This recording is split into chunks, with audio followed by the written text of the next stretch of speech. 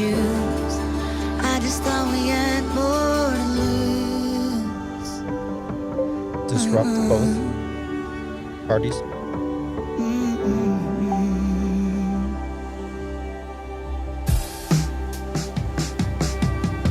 The TV's on, but I don't know. My tears are streaming like our favorite show tonight.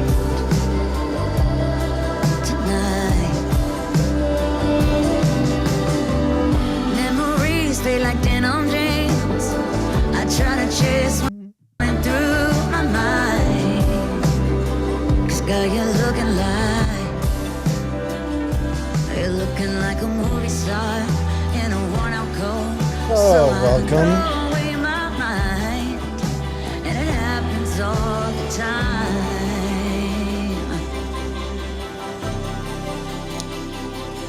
What's up, Sharon? We're just getting this live started, so as people are doom scrolling by, maybe choose to hang out, maybe not. And I got some tunes in the background. Let me know if that's too loud. I think it should be able to hear it, but not too loud. If it's overpowering my voice, let me know. Maybe you want it to overpower my voice. So anyways, as people doom scroll by and this live stream just gets started, I thought I'd come on early today, talk about whether people think that we could replace both parties. Let me know in the comments if you want to answer that question. If you want to jump in the box and have a discussion on this, let me know. You can jump into join as a guest.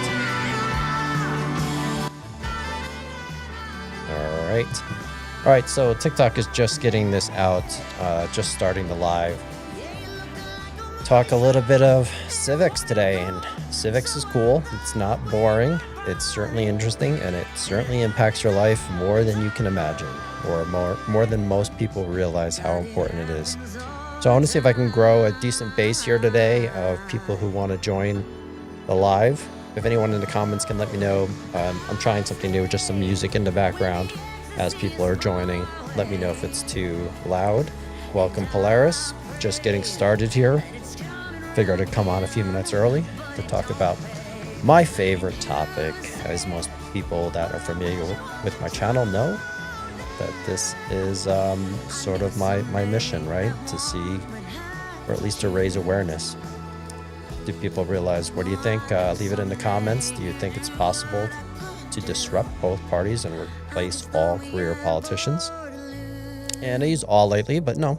I mean, you can even replace all politicians. I just don't think most people realize that you can disrupt both parties. Thanks for the likes. That's really cool. Appreciate the likes and the badges.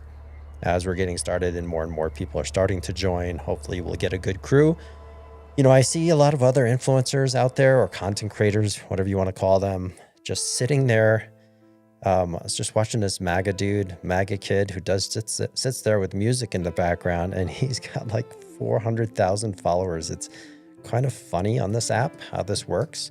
And then when you try and have a little bit more, hey Greggy, oh thanks, appreciate it. That was the first time on Josh's show. I really appreciated him for letting me join. So that seemed like a success. I enjoyed being on a show, so thanks for joining me here. And I'm going to talk a little bit about, I'm still getting used to doing lives here on TikTok and having good conversations and figuring out what are the topics people want to talk about, because I don't want to always just talk about, Trump's problems and all the issues that we have, all the problems. I'm all about talking about solutions, or I like to focus on talking about solutions and getting people out to think differently, just to have a different mindset. Been following him a long time. Yeah, he's doing good work over there. I've been following him just for the past few months. I haven't been on TikTok that long, so I'm still trying to get the lay of the land on who's popular out there and who's doing good work in terms of politics versus those who are just taking a deep blue or deep red side and just arguing with each other, which obviously seems to grow an audience more than actually having discussions about like fixing shit, right? Fixing problems. And that's sort of the symbolism with my garage in the background, is it's about fixing things. So if anyone wants to jump in the box, I haven't seen anyone leave any comments about this question. Do you think it's possible to disrupt both parties? What would it take? How long would it take? Do you want to replace all career politicians? Should they be temporary civic servants like I think they should be? All things to discuss if everyone wants to talk about it. And, I'm just one guy, just like you guys were one girls. Oh, interesting, Polaris. You got banned from lives. I did as well last Friday. So interesting. I was talking about the e-files and I got banned for a week as well. But the next day, so I did submit an appeal, even though I couldn't submit any text to it. And the next day, I just happened to be looking to see if I could go live, and I could. So that would be interesting, players. Check out after 24 hours, if you appealed, if you can go live again, because they didn't notify me that I could, and I just happened to see that I could, and I did. So what were you talking about? And, is this going to happen more to all of us, right? Because of the buyers or whoever TikTok was gifted to, meaning Larry Ellison, Oracle, the Murdoch twins. Are they twins? The Murdoch brothers? Murdoch brothers. Silver Lake Partners, the same cast of characters of Silicon Valley and right-wing propaganda, etc., etc. So let's see. Censorship will only get worse. Yeah, I don't know the picture I posted on my story. Check it out. Okay, we'll do. Oh, you got banned for a picture on a story. Interesting. Is it still up or did they take it down? Oh, okay. You got the picture about the story. That's probably what happened. Okay, gotcha. I'll check that out. Well, something to do that I did. The backdrop. Oh, the backdrop of your live. Okay, awesome. Something I did recently. So for those of you, my motive is always very transparent. I'm trying to raise awareness that we need to stop. This is a road to nowhere. If we're just going to continue to argue with each other, blue versus red, the people in power will continue to use that division to create more division and to consolidate their power. So whether you think you're winning, if you're always winning, you're actually losing. That's something to realize. If you're always winning, you are losing. In everything. If you have any relationship whatsoever, whether it's your parents, your siblings, your kids, your bosses at work, the people you work with, if you're always trying to win, you will always lose. And that same thing applies to society and to politics. If you are MAGA and you think you're always winning, I promise you as a normal MAGA person, you will end up losing. And that will also apply to the liberals. If you always think you're winning, you're losing. There's always a balance in life. And it's about compromise. Compromise is the true winning. And all you have to do is look to your relationships. If you are married or if you have a relationship with someone, if you're being a jerk and you're always trying to assert your way of doing things on them, you won't have that relationship in the future. That will go away. Winning is losing. That's what people don't realize. So I wish more Americans would keep that in mind. In that, I understand the blue side wanting to pull back power to the blue side. And that pendulum can just swing back and forth, and it just doesn't really matter. We're going to be losing if that pendulum continues to be, because the people that control both parties is the money, right? The money controls both parties, and the parties and their representation represents them and not us. Yes, we need term limits in the Supreme Court. Also, exactly, that would sort of be my third court reform, would be my third sort of amendment. We need the 28th Amendment that makes sure that all elections are publicly funded. The 29th Amendment should be that being a politician could not be a career, has to be a temporary civic service. And that means there needs to be term limits. And then court reform could certainly be next. But I don't like to get too confused on all the different issues, because you can go down a rabbit hole and it's not that important. What's more important is that we unite people behind one or two issues and that we change things. So David Pecky, my stick wings, interesting long username. No and yes, I fear a French Revolution class cleansing on the horizon with Mr. Guillotine. Okay. Yes and yes. This is the thing about this. That's right. Violence is not the answer. Tearing down or burning down a house will end up leading to a much worse outcome for everybody, short term and long term. But yet some people think that's the only solution. There's nothing wrong with the house that we built. It's the best house that's ever been built, meaning the Constitution. We just need to remove the people that are not protecting our Constitution anymore. That's the problem. And not even protecting the Constitution. It's more important just about integrity and morality and decency. We're the United States of America. We're supposed to operate on values and the rule of law. And if we lose ourselves, like we seem to be doing, then it all goes away.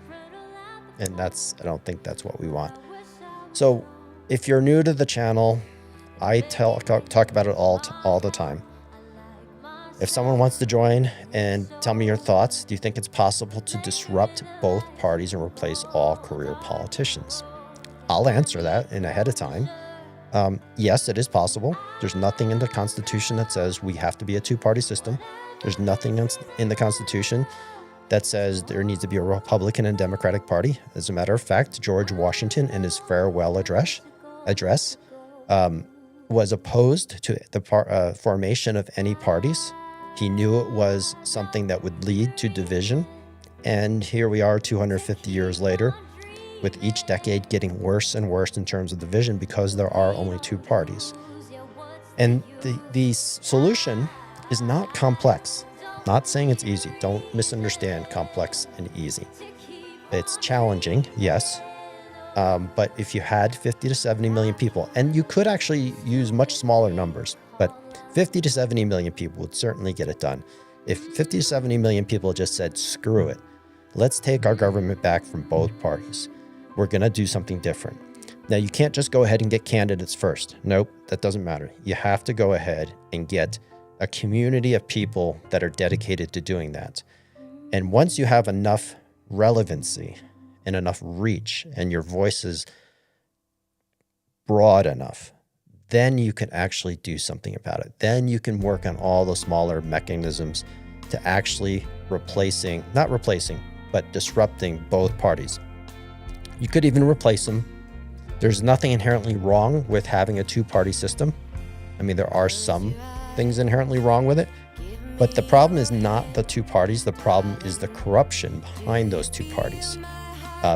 They're slightly different variances in corruption, but it's still corruption nonetheless. And corruption is just simply, if they're supposed to represent for the people, by the people, but they're not, because they're representing the people that are helping them get elected, because the amount of money that's in politics from Citizens United and many other decisions that have removed campaign finance restrictions over the past 30 years. That's why we don't. Ranked choice is a great one. So I have an idea for ranked choice. I actually talked to Polaris about it, which you guys saw his comments in here. Ranked choice is really interesting. I don't think ranked choice alone. My appeal was denied within an hour. I guess I'll be touching grass for a week.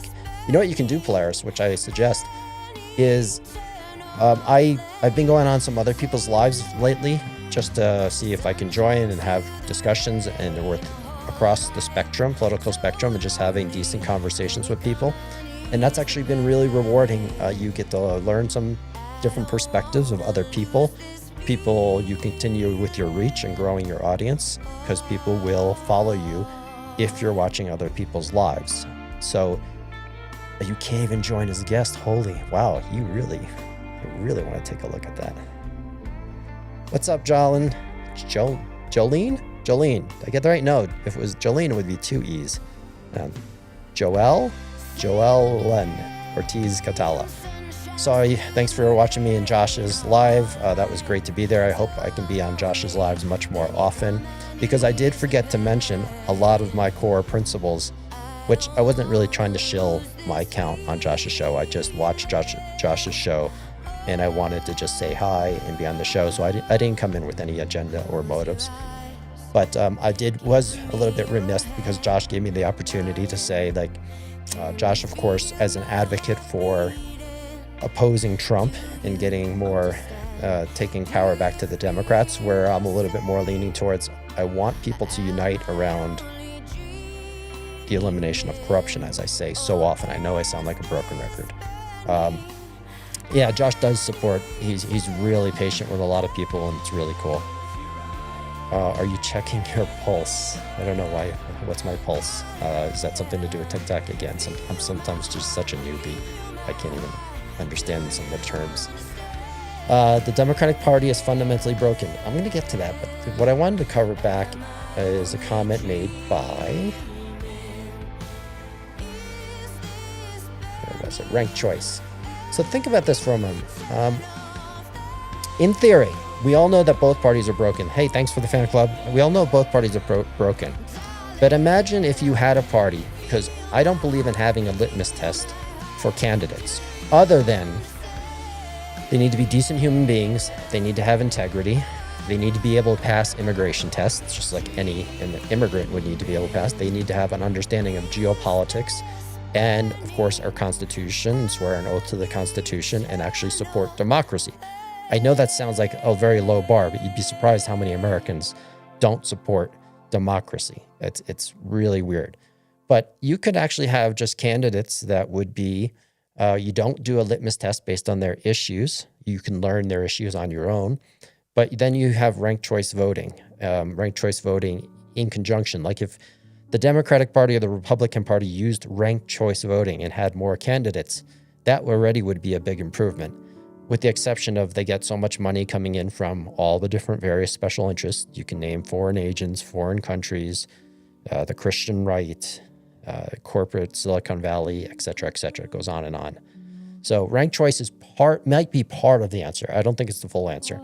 Until you can either do a convention of states or you have to pass amendments. You can't just repeal Citizens United and think that's enough. It's not even close to enough at this stage of our democracy. You have to have constitutional amendments. And that's the design of the Constitution. It's supposed to evolve. And I know everybody in here would completely agree that you have to take out the big money out of politics. Because if you don't, then the representatives never represent the people, right? So that's like, no one ever pushes back against that. Even MAGA people, liberals, doesn't matter. No one pushes back against that. And almost no one pushes back against politicians that shouldn't have a career in being in politics. And that was also not what the founding fathers intended. Being a politician was supposed to be a temporary civic service. It wasn't supposed to be a career. And most people make it a career. And I know millions of Americans would stand up, I'm sure of it, and that would want to step in and serve as temporary public servants. So that should be the 29th Amendment. These are not controversial things. These are actually things that I would say that probably 80 to 90% of the Americans would agree with both of these things. And yet, we all feel like it will never get done because that's the truth. Neither the Republican or Democratic Party will ever try and support either of these two issues, just because this allows them to keep their power, right? Why would they enact term limits when they can't even enact laws to prevent themselves from enriching themselves in office, right? Would take themselves out of power, and that will never happen. So we have to take them out of power. We have to replace those people. And it sounds crazy. I get it. It sounds like it can never happen. But that's just your mindset, because we all know that we only can vote for Democrats or Republicans. Otherwise, we're throwing away our vote. But that is the fact today from a practical perspective. But it is not the reality, or does not have to be the reality tomorrow. It could change. And let's just put something crazy out there. Let's say that Mr. Beast, who has 350 million followers just on YouTube, I think it is. Roughly probably 150 million of those are American. Just let's say he was a cool dude and he was interested in politics and he was knowledgeable in politics and he used his platform. Again, this is very pie in the sky, but if Mr. Beast, the most popular YouTuber in the world, actually cared about politics and was actually knowledgeable about politics, he would have a reach and an audience to change things if people wanted to follow him. So it's about relevancy. He would have the reach. We have 29 people in here right now. I don't have any reach. Maybe someday I will. I have 16.7 thousand followers now on TikTok. I need a lot more on the other platforms as well. And maybe someday I'll get to 100,000. Well, I know I'll get to 100,000. but maybe I'll get to 1 million at some point. Maybe there'll be other people that were spreading the same message. Instead of fighting about immigration, which is not important. It is important. I get it. But it's not the most important. We are being divided by fighting about these issues instead of focusing on the true threats. Who's the politician that says the most dangerous minority are the billionaires? And that is the case. Uh-oh, did I lose connectivity? Let's see. I was worried that I lost connectivity for a moment. I think I'm still here. But the most dangerous minority in America, I think that's the politician from Texas that says that, and that's really true, right? What's up, Mr. Global? Yeah, I'm just doing, was on a guest live earlier, and now I'm doing a little preemptive afternoon live. I'll probably do one this evening as well. I'm just going to have to spend more and more time making videos and being on lives, because obviously that's the game that we're playing, that if you care about making change, you have to become relevant first. And so I'll spend the time trying to do that and hopefully inspiring other people to do the same. So let's see if there's any questions. And if anyone wants to jump in and have a discussion, I really enjoy, instead of just doing endless monologues, I enjoy when other people jump in and have conversations about these topics, and you can challenge my thoughts and opinions. I'm always learning. I certainly don't want to get ever bit by the Dunning-Kruger effect. So we're always learning. And at the same time, ABS, right? Always be selling. And what I'm selling, again, motive very clear, is I am against the way the two parties operate today because of the corruption. And we all are. And I know we all are, because I have thousands of comments, tens of thousands of comments that agree with me. And yet we can't get the word out broad enough. We can't convince 50 million people, not yet, to say, you know, every time I'm in an argument or debating the other side, it always comes down to some issue. Immigration, abortion, gun rights, whatever it might be, or just arguing about Trump, whether he's a dictator or not. And it doesn't move the needle. It doesn't move the needle at all. JBar217. So you are obviously not an American, or you are, I'm good with what Trump wants. What does Trump want? Trump wants more money, dude. Like, that's all he wants.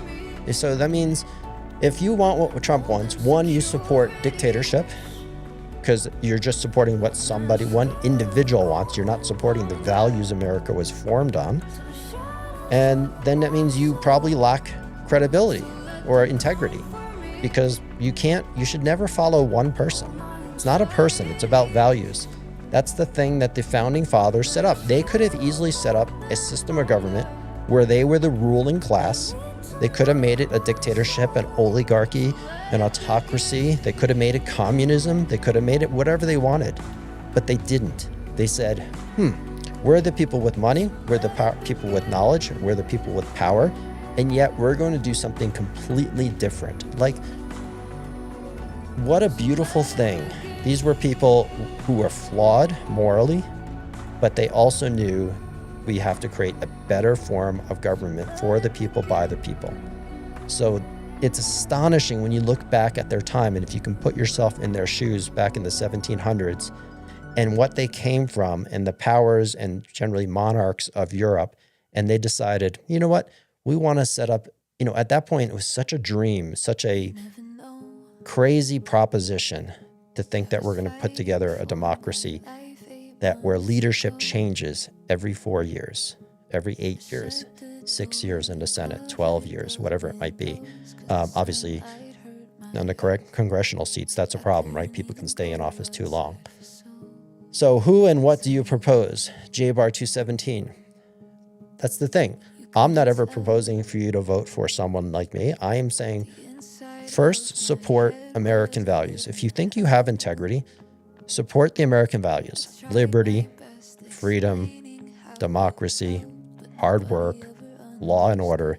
And values are not negotiable. Once you decide on values, you apply those values equally to everything, to everyone. Values are not something that you change your opinion based on a feeling. That's what sociopaths do, because sociopaths don't have values. They just don't like someone and they decide to do whatever they want to do based on whatever power they have. That's the difference. America's built on a value system, and that's what's really important. We all are flawed human beings, just like the founding fathers were, and they were not perfect, but they tried to set a system of values. And that's the same thing you would do as a parent, right? So when you are a parent and you have young children, you are programming them in a positive way. You're instilling values. Hey, if you don't have anything nice to say, don't say it at all. If, whatever the values you teach your kids, be nice, don't be a bully, all those values, those are things that are entrenched at a very young age. Be decent. And if you are not instilled those values as a young person, you will never most likely have values. They are something that you learn and you don't even question, because it's sort of like your foundation of who you're going to be as a human being. And that's what's important. That's why I even believe, J-Bar, I think you probably lean right, but I know so many people on the right that have been Trump supporters or are Trump supporters that on their local level, on their daily lives, with their friends, with their family, with people that they work with, and even when it comes to immigrants, that they oppose immigration, but yet they work with immigrants. They are good-hearted, decent people. But yet when it goes to a countrywide level or global level, they don't apply their values equally. And that is a blind spot for those people, because you're not applying your values. I don't think replacing them is enough with the structure. It is rotten. That's right. And if you take a look at that link, tinyurl.com/TK Civics Plan, you can also click on the link underneath my profile. You'll see it's about replacing them with temporary civic servants. And then it's about letting those temporary civic servants go into office and enacting a 28th and 29th Amendment, possibly even more, to make sure that money can't pollute our politics and our politicians. And then the 28th Amendment means that no politician can stay in office too long, right? So temporary or term limits. That's what really matters. So it's not about, and you don't even know what happens after that. It doesn't matter. It's not like you're trying to create a party and then that's the only party. You're trying to have more choices and you're trying to do a reset, but a reset that works within the confines of the existing Constitution. You're not trying to propose something that's radical whatsoever. You're just saying, we all know there's a problem with money in politics, so let's get rid of it. And you absolutely can get rid of it. I promise you, I guarantee you. For instance, whether it's me or anyone else, if I were to have 50 to 70 million people that supported my message, I promise you that we all could ensure that we eliminate money from politics. And that would cure like 60 to 80% of every issue that we have in America. But we don't focus on that. You don't hear many people talking about that every single day. You have people arguing about immigration and human rights, and that is important. It's really important. But if we're constantly arguing about gun rights and human rights and whatever the hundreds of other issues are, you're being distracted from what really matters, and that's the few that have most of the power. So I'm gonna have Mr. Global.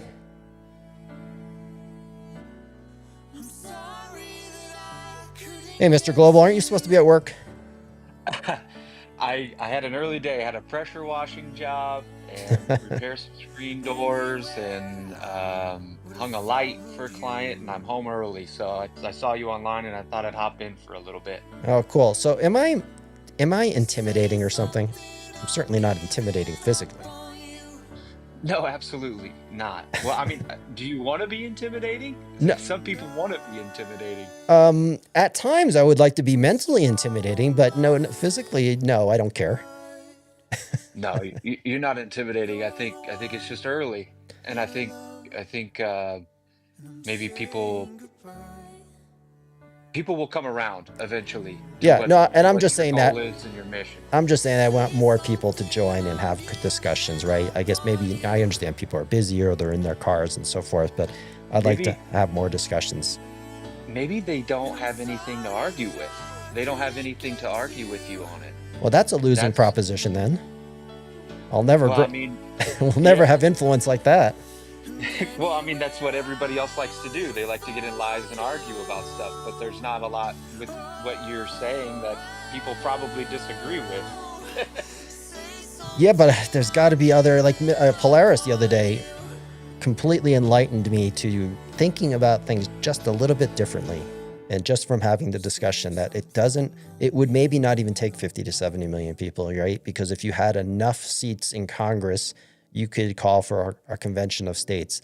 And it was so obvious, and somehow I just missed it. So those are the types of things you learn. That's my point, is like the more people you talk to, you might just figure out ways of doing things that may be a little bit more effective. Yeah, I mean, maybe the next step is to actually create the entity or whatever it is for people to donate to the actual cause and um, Yeah. which could help the recruitment process. Yeah, I'm torn about that because I hate and despise asking people for money. And I don't need money personally. Yeah, I'd like to have money, but not for this case. The only reason I would ever want money is to hire an editor so I can do more content to get the reach out, right? Because that's the hardest part. You have to think about content, you have to create it, and then publishing it and editing it, that's the hard part. So I'm hoping eventually to find an intern, and I would love to pay that person, and that would be the only thing I would use money for at this point. So it's a good point, but I don't like the idea of asking for votes ever, because I won't ever run for a politician, and I don't like the idea of asking for money because I'm just so like everybody else is doing the same thing. Right. I guess I more or less meant like not necessarily money for you, but just like some sort of account that would go towards actually implementing this movement. You know what That's I'm right. saying? Yeah. Yeah, it's a good point. And I thought so hard about this. Not so hard, but by the way, thanks for your document yesterday. I haven't read the whole thing yet, which is part. But I know what your whiteboard is for now. That's very clear. But the idea is if I were to accept money, I would disclose every penny and where it went to once a month. Like complete transparency on where the money is being spent. Like I think you're going to have to do that. There's so much distrust in the world about influencers and content creators and political parties and so forth that you have to be really transparent. Power corrupts, right? Power So, corrupts, absolutely. And no, not a single one of us is immune to it. So it's something that we all have to be held accountable to. does does the amount of money you have reflect how much power you have, or I think it reflects on the potential influence that you can apply. okay, so influence, not power necessarily. Yeah, I mean, that people, I think, equate influence and power as one and the same. I just like to be a little bit more correct, accurate with it, right? Because Sure. power can be used for nefarious reasons or positive reasons, influence as well. But we have another guest on the line. Welcome, Lono the pig. All right. So welcome, Lono. What's up? What's up, man? How you doing? I'm good, you? Good. So what do you think about the prompt? Do you have any thoughts? Yeah, I don't think that's plausible peacefully. Unless you mean to say that we just swap the people, but there's no meaningful change. Why I mean, not? that's what happened. Why do you think it has to be something not unpeacefully? I don't see a plausible mechanism by which you could, well, in a meaningful way. So over time, you do swap them all out anyway. So it depends on what you mean by that. Like all humans don't live anymore, and then so they are constantly replenished. But I mean this in a meaningful way, as though like the new person actually has different views and different policies and stuff. We're not talking about one new person. We would be talking about 536 people in an ideal world, right? In this magical dream world. Yeah, that's what I mean. Like, supposing all the 500 had completely different views than whoever they're replacing. What's wrong with that? Why can't? Don't we have 307? We have 370 million people with lots of different views. No, I get it. That's just premise one. Like, I didn't even make a claim about whether that was good or bad. Okay, gotcha. Yeah. So, presuming it is the case that we swap out these people, and they have substantially different views from who they replace, which is not the case right now. Right? Like, we can swap the human and get the same policy. That's what it is right now. Okay, so I think you probably missed the idea of the plan. I don't know how long you've been watching the live, but if you replace the humans and they were going into office with a mandate, a pledge, a mandate, a commitment, maybe even something deeper than that, a full commitment that they would have to enact 2 constitutional amendments. One, that they would have to eliminate all money from politics, that meaning all elections have to be publicly funded. And the second one is that they would have to enact term limits. Then you'd have the rule or the law of the land would change, and that would apply to them as well. A lot of premises and presuppositions you have. One, that they have to keep to this mandate. That's not been argued for. Well, you'd have 50 to 70 million people that would be placing them into office for that mandate. You think but we have that already right now. Like every time either the Republicans or the Democrats get in office, they claim to have a mandate. Obama claimed to have one. Trump claims to have one. No, but the difference here is, I understand your point of view. The difference is you have most incumbents are reelected. So you never have a mass change in elected officials.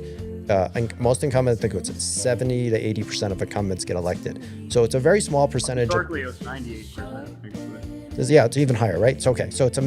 So you never really have fresh blood in. And then, of course, it means the new people are never the party leaders. They never are on the committees. So the party leaders are always the old guard. So people oftentimes go into government with good intentions, but they have no ability to do so because the powers that be, meaning their party leadership, never allows those votes to come to pass.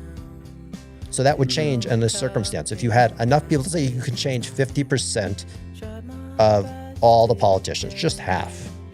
Now it would change the story. Would it change it enough? It's hard to know. Like, where's that threshold?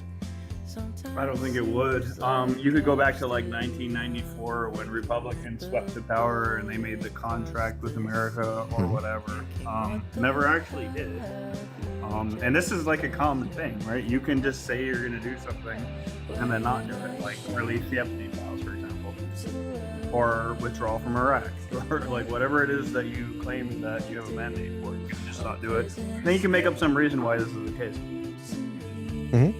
Yeah, at the end of the day, you have to have commitment. If you had the Reform Party that got in 1992, if that could have happened, they could have changed things. Would they have? Because that was just one politician, right? It was just Ross Perot, essentially at the top of the ticket. So that most likely wouldn't have done it either, but it showed it as a pathway of potential. I'm talking about Newt Gingrich. Right, you're talking about Newt Gingrich. I get it, in 94. I was talking about Ross Perot in the Reform Party in 92. I just segued into something else. Oh, okay, yeah. They can just campaign one way and then just not do it. Because like winning an Why do you election think they do that? is easier than changing policy. It's substantially easier. You have to understand, like, voters are utterly uninformed and they're irrational to boot. So it is kind of easy to dupe and bamboozle them. It's very simple. Yep, I don't necessarily agree. I do agree that historically speaking, when it comes to the two parties, but there's a lot of other influencers that in hierarchies of power that has prevented certain things from happening, right? We're talking about not potentially a full reset of people that just agree for two issues, two things. That's it.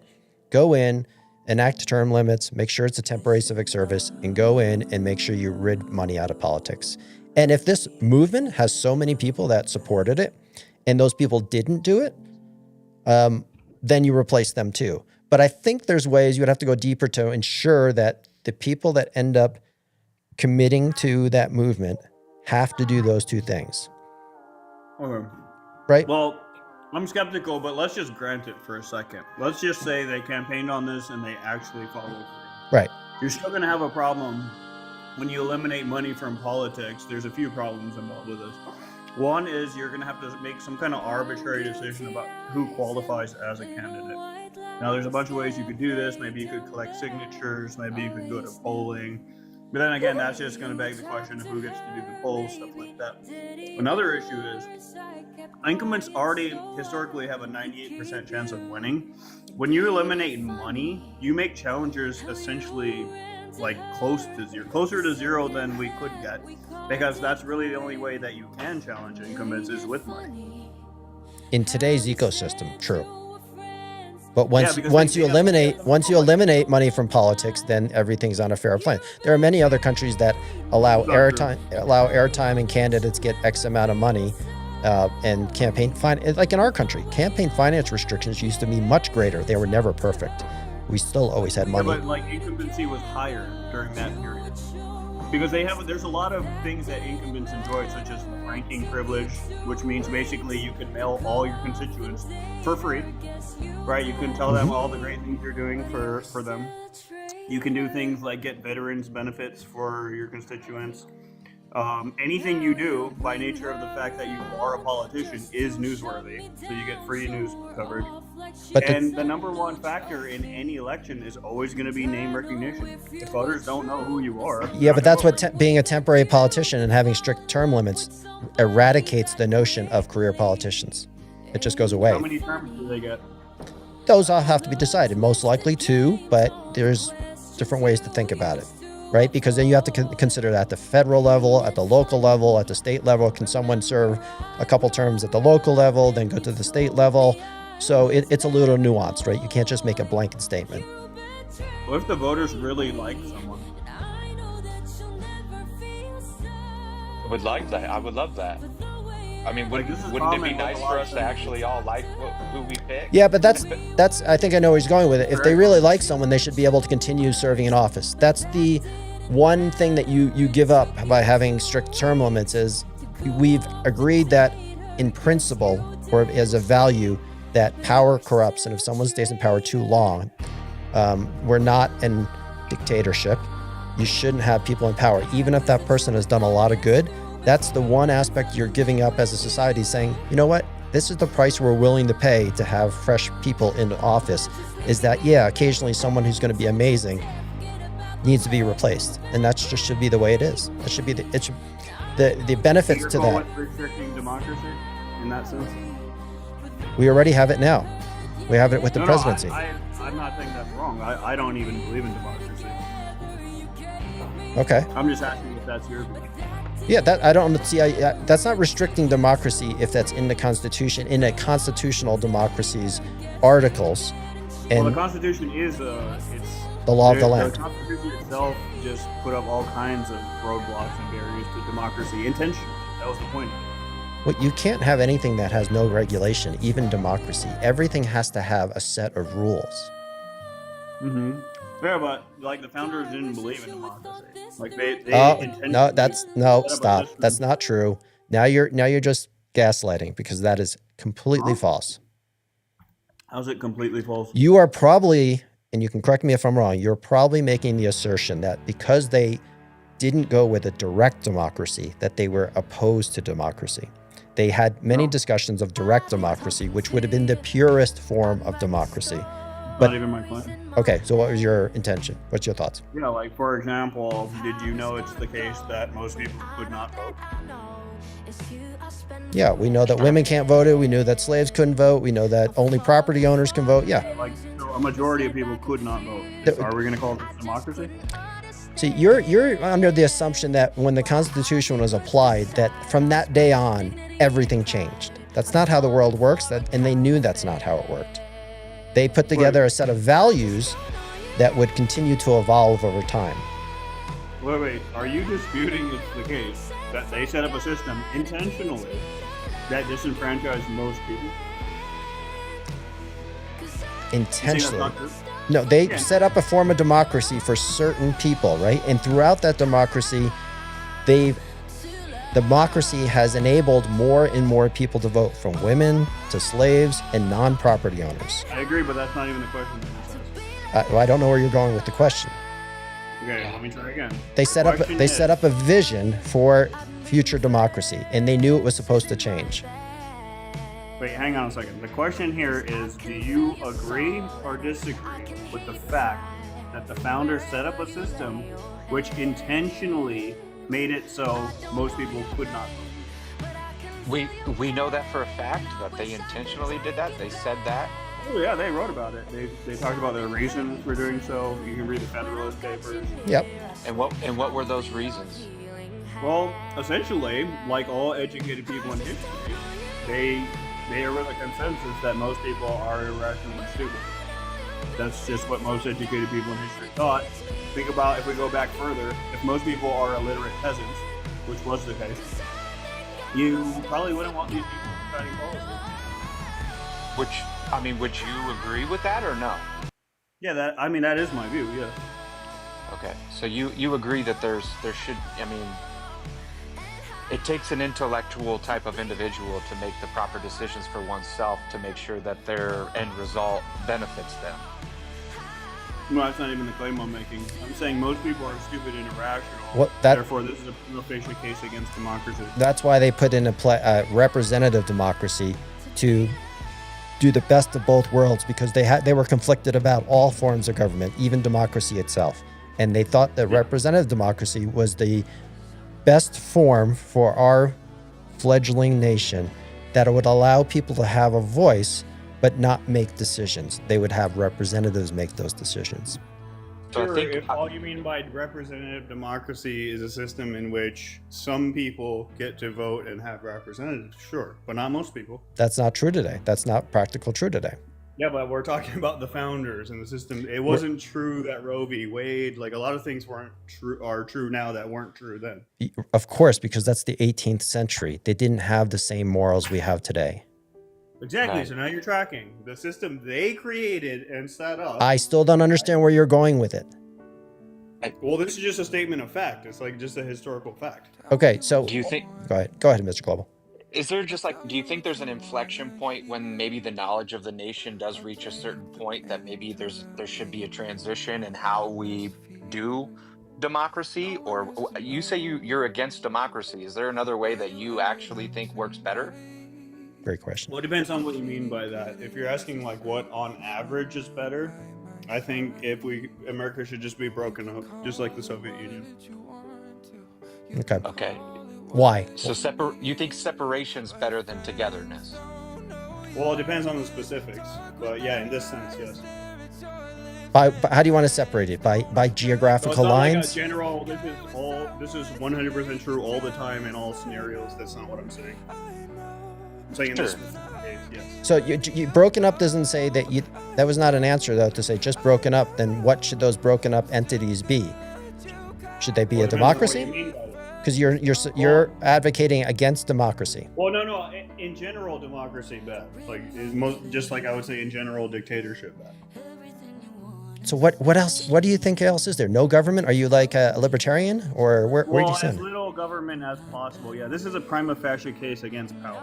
So, like, if it is the case that most people are incompetent, that throws democracy out the window.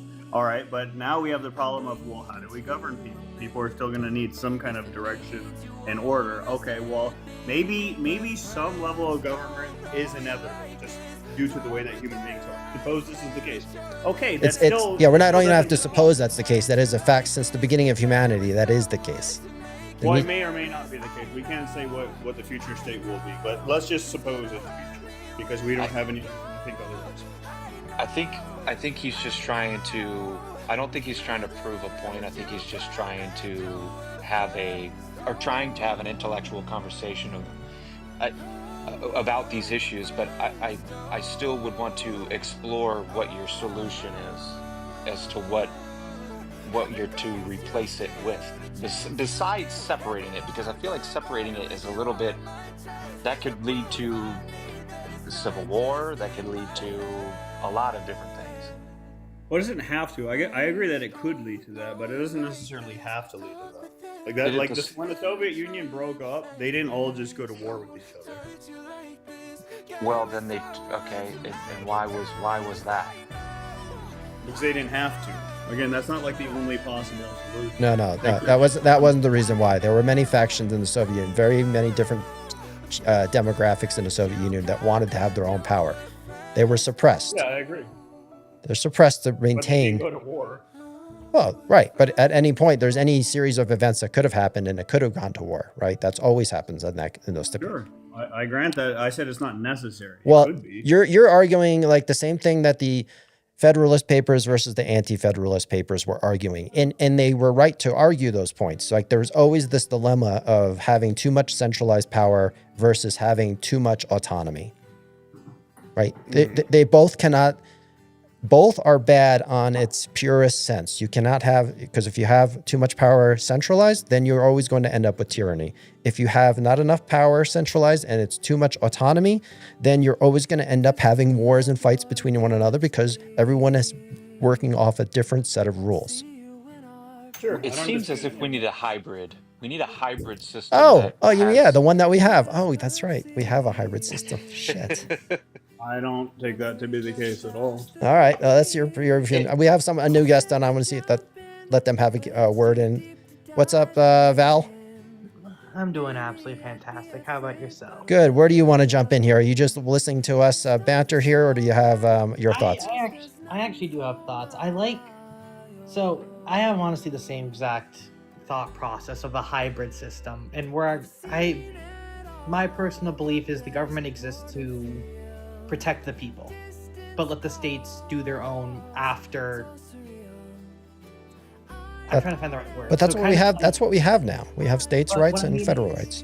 So what I mean by that is the federal government will guarantee these rights to everybody, and the states cannot make decisions about those rights. That's what we have in the Bill of Rights. The first 10 amendments are that. What I'm saying is expand it so there's more rights protected that prevents an overreach from the states. Okay, I could see that. That just doesn't need to change the form of government. You're just basically advocating for amendments to a constitution that already exists. It sounds like. Well, it's hard to explain because for my personal belief, like I've been up here before one other time, is that I think the people should have more power in the government, where it should be more based off of the that every workplace would be unionized and the unions have power over the government. Yes, it's a good point, but that's the whole point of corruption. The reason we don't have representation representing more of what people want, and I always go back to the same two issues just as examples, or many more.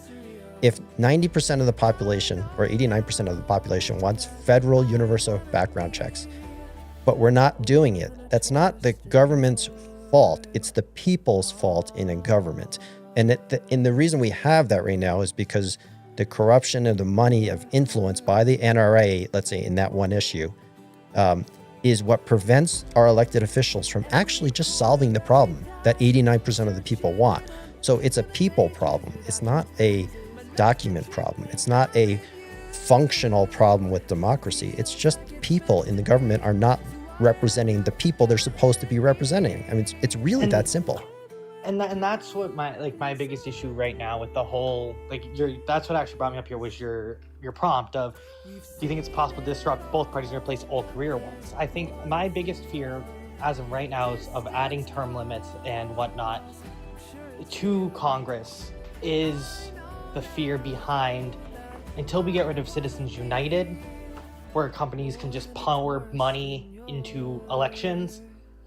If you replace a career politician, and let's say, good example, like I've debated about running against a member of the House who's been sitting there since 1998 or 96.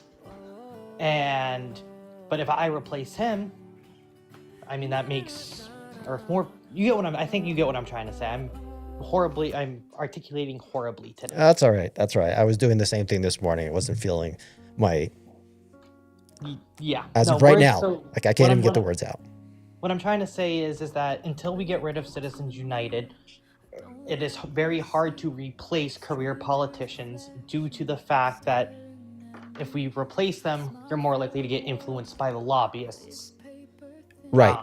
And my proposition is, if you can't even get our existing politicians to stop enriching themselves and ban stock trading, which is much lower bar, how are you ever going to get the existing two parties to agree to ban Citizens United? Because the Supreme Court just overturning Citizens United, that's just a law. It can be easily changed. Laws are more easily changed than constitutional actions by the Congress. Which So is why we've seen some ground movement on like I know there's some groups that are working on implementing it at the state level, banning that if you're going to run for a federal position, the only way you can is if you don't accept corporate PAC money at the Yeah. state level. but they're always going to run into problems with the existing money that's in the system, right? Yeah, It's a systematic problem at this point because of the amount of grotesque influence the money existing has. it is. Yeah. No, we're in agreement. I just, we'll look at different solutions. I look at the most ideal solution and the one that's more of the most permanent fix versus, you just know that existing politicians will never enact term limits because that's basically then limiting their power to a certain amount of years. So existing people won't do it because they'll always justify it like, well, I'm a good politician. I don't want to be voted out. I don't want to do this. And both parties are playing the same game, and they're also playing the same game again because of the influence of money, right? They don't really need to adhere to what our will of the people is because the will of the people can easily be ignored because they're just answering to the people with the money. I feel like there should be some sort of, or maybe we need to augment or change our recall system when something like this happens. When it becomes this bad, how do you fundamentally change these people without force? Because if they're not going to make the decision themselves to do what's right. Yeah, this is a flaw of the founding. The founding fathers set up this incredible document, but they couldn't anticipate every future situation. And they could never imagine how much wealth, how few people with so much wealth can influence elections at this level, right? So I just view it as a missing part of what should eventually evolve. Because the Declaration of Independence talks exactly about that the people have the right to abolish their government and put in something new. Now, I don't know exactly where he was leaning towards. I would say change the government. They can change the government if it violates their unalienable rights, life, liberty, and the pursuit of happiness. So he made it sure it was life, liberty, and the pursuit of happiness. I just had a thought. Do we have life right now? Yeah. Yep. Okay. Do we have liberty? Mm, It's being minimized. And is everybody happy? God no, no, but not everybody will ever be happy with the system. I think two no. out of three. Yeah. We have 2 out of the 3. Does that not mean that something's wrong? Yeah. Well, that's that's the right of the people to rise up and change government, right? A pursuit of happiness. That's actually the line that I dislike the most in the Constitution. The pursuit of happiness is not in the Constitution, the Declaration of Independence, because happiness, like we talked about, is just an emotion. Right. What would you replace it with? What would you replace happiness with? I would actually probably just not even have something related to happiness and just keep it more at the fundamental levels of values of life, liberty, diversity, free will, those types of things. Okay. The pursuit of happiness is, man, that's really subjective. It I mean, is. to me, the understanding of like the pursuit of happiness would be like the ability to achieve happiness. Right. Yeah. And that's different for everybody, right? Yeah. So like the pursuit of safety or the pursuit of something. But anyway, I think we're going down a rabbit's hole. Yeah, that's a rabbit hole you can get into.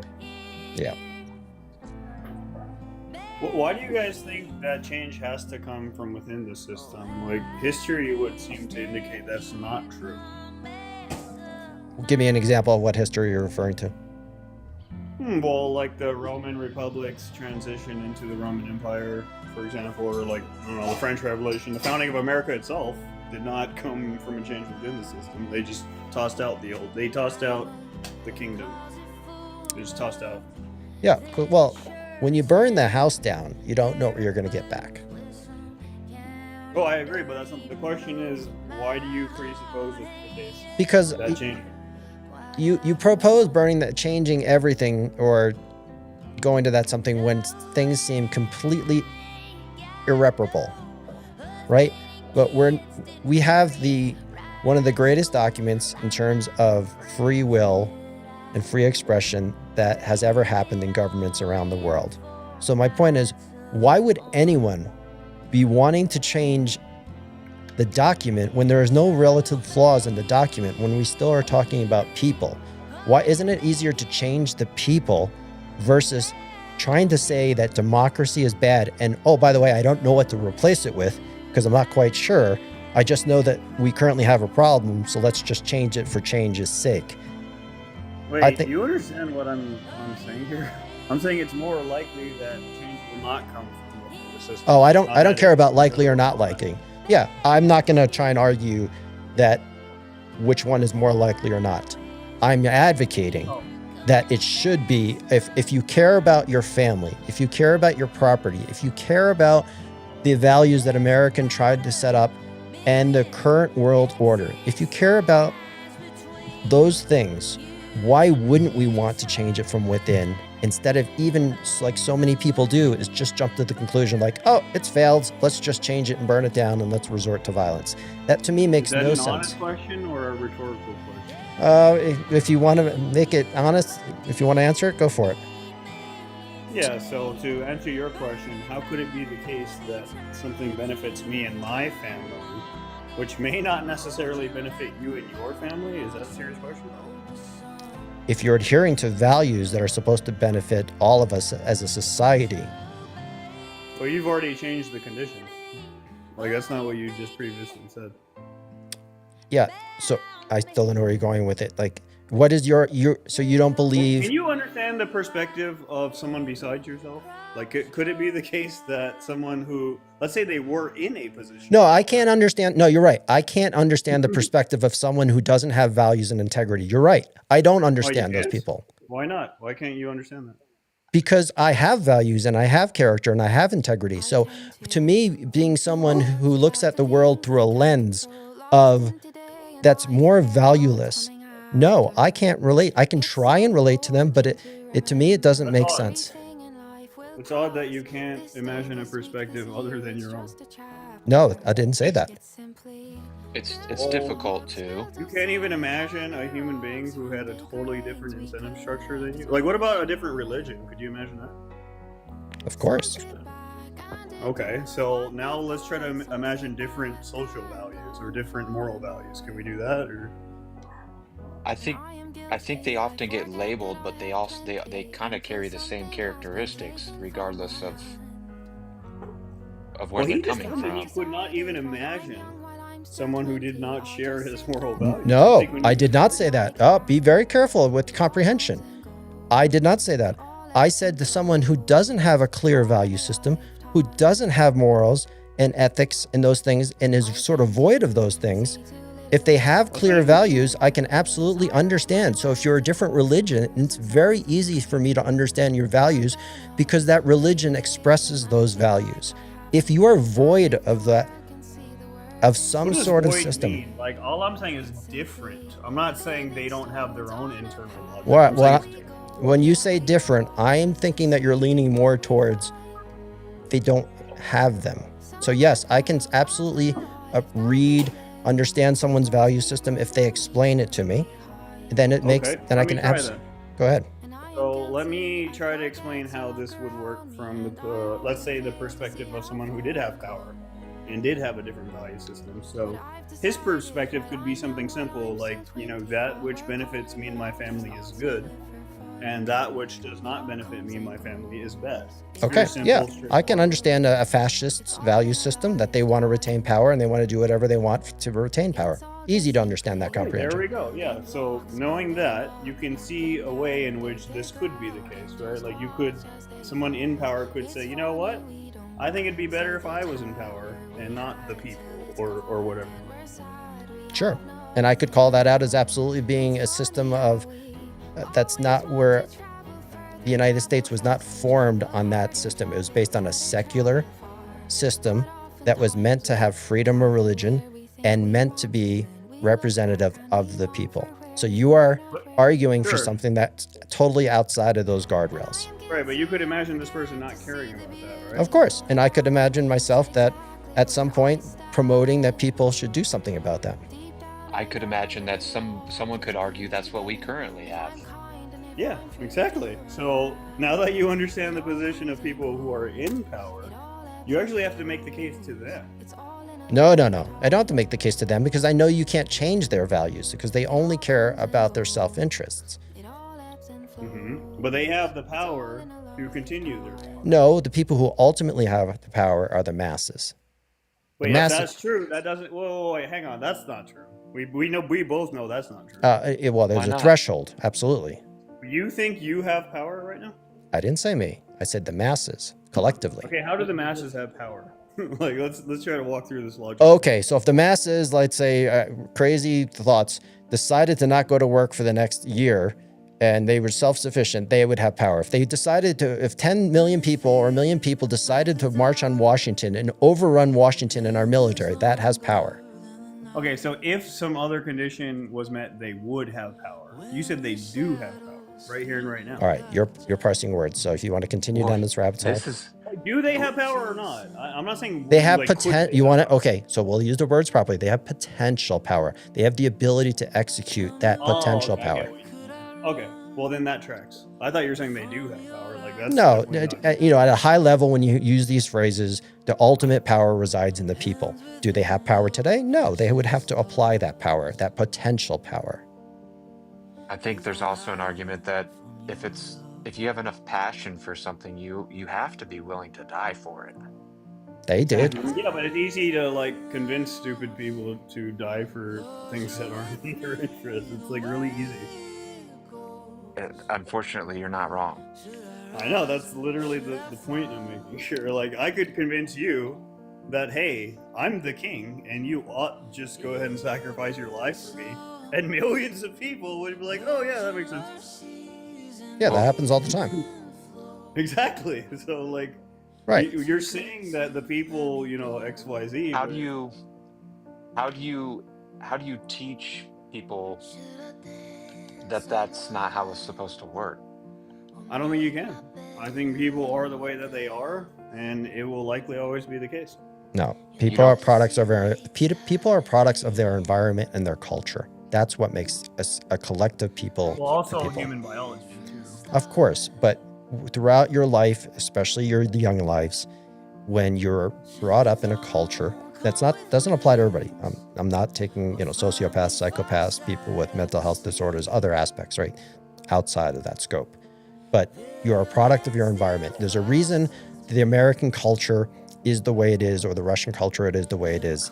It's because we are biologically born with certain traits, but they can be defined and honed, and they're affected tremendously by their surroundings. An American is based on fighting for freedom. So if we want to give up that culture, that's up to us. I was going to ask Lona what generation he's from. I was curious about his age. I'm thinking Gen X. You Gen X, Lona? I think he's Z. Hard to tell by someone's voice. He's on mute It might right be. now. Yeah, I don't know if he knows that. Val is still here with us. Yes, I am. What's up, Val? I'm Gen Z. Welcome, Gen Z. As I always say, and I always will say, I love having Gen Z here. I'm on the ripe age of 23. Cool, man. Well, just you listening into politics makes me smile, because I think the more your generation is involved in politics, the better it is. Hey, that's all that matters. I wish more people were involved. Yeah. What's up, Fred? How's it going, Civics? Good, man. How you doing? I was just cruising through and figured I'd drop in and say hi. First time here? No, you got pretty upset at me a few days ago. when you Uh-oh. booted me, so- Okay, well, thanks. I think that gets me ready. Okay, go for it. Oh, I didn't have anything specific to go about, but I'm happy to talk about anything. Okay, yeah. Welcome to sit in and jump in as Why'd needed. you get booted, Fred? What'd you do? Oh, I mean, I get booted all the time by these guys. It's okay. Did I actually boot you? Usually it has to do with some component of information, but yeah, you got pretty upset and you booted me. What were you talking about? You know, I'm trying to remember. I was just, as you asked, I was trying to remember what the conversation was. It might have been about immigration. Really?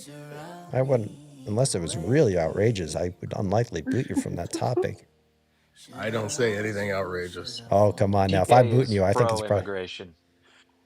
pro-immigration. I'm pro the laws that we have, man. Constitution. Pro-constitution. That's right. When you say pro-immigration, you mean pro-legal immigration or pro-illegal immigration? Well, he said it. I am. There, immigration is a requirement, so it has to be legal immigration. Of course, I'm not like for illegal immigration by no I means, know, shape, or I'm form. just giving him crap. I'm all for reforming the immigration system and making it easier. Yeah, but that has to be something that, you know, our representatives and the people agree with. Like, what does that mean? There's a lot of nuances to that, and it depends what those. For me, all it means is like going back to like the 1920s days where you had like Ellis Island, shit like that, where it was easy to come here and get a worker's permit. Yeah, there were only boats back then, though. There weren't airplanes. I know, but Allegedly, that's how my great grandparents came over. They stopped in Ellis Island, and that's the rest is history. I've actually found my great grandparents at Ellis Island. So, Did you? yeah. The signature? Yeah. Wow. They have the charges there, and you can actually review them and find your people. Wow. Yeah, interesting. That's really cool. I don't know if one of my ancestors came from Ellis Island. I don't know how mine got it, and I just remember they're like, yeah, potato famine. Now they're here. Irish. Yeah, Right. they're Irish. I normally don't go this big, but there's one other guest I'm going to accept because we're not on any hardcore topic. So if someone else wants to join in, I don't, at some point I think you get too many people. So bear with me, guys. What's up, Peter? Yeah, I wanted to say that my ancestors came here before there was a country, so it was just whoever came. So they were A colonists? Native Yeah. American. No, they were 1635 or something. Dang, you can trace back all the way. That's really cool. Yeah, 11 generations. Wow. So are you pro representative democracy, or Yeah. What's your perspective, Peter? Absolutely. okay? I know you laugh, but you have to ask this question today because, like Lono here, who, by the way, I'm gonna bump because I think he's gone. He's on mute, so I'm gonna bump him. You have to ask the question because not everybody is pro-American democracy anymore. It's crazy. I know. I can't believe that people would prefer an authoritarian government over democracy. I worked for a Chinese company, and I went to China a few times, and I realized how things happen differently between the two countries. And yes, it takes longer for us to make progress, but their progress is discriminatory. Arbitrary, discriminatory. It's very fast, but it can be all over the place, right? That's right. And even though they have beautiful cities that are clean and seem to be, great, but the people who live there are under a tremendous strain. Mm-hmm.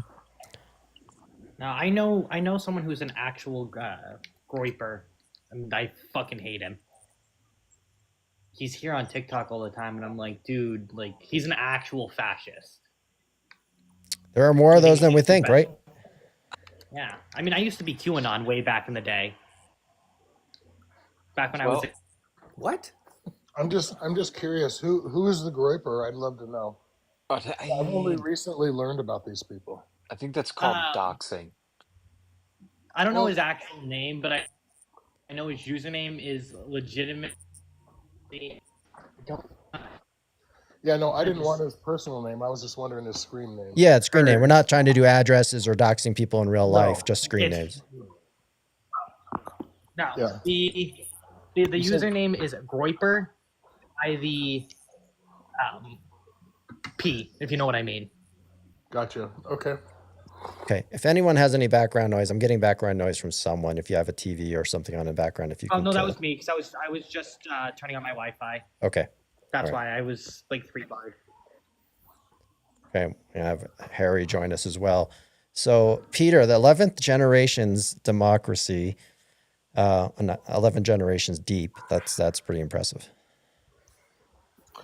So Yeah. I had a recent concept that I was pretty interested in, I guess, expanding or learning more about, and it was called a stakeholder democracy. And the way they described it was you had to be either a military person, you had to have a child, at least one child, or you had to be a landowner of some sort, a property owner, in order to vote. Is it and or? You have to have Or, one of the three or all of the three. or Okay. any one of the three would qualify you because you have an interest in the future of the nation and the ongoing sustainability of the sovereignty. The undercover spy, he's an ex-CIA agent, I think he was, or an FBI agent. What is it, Bustamante or something like that?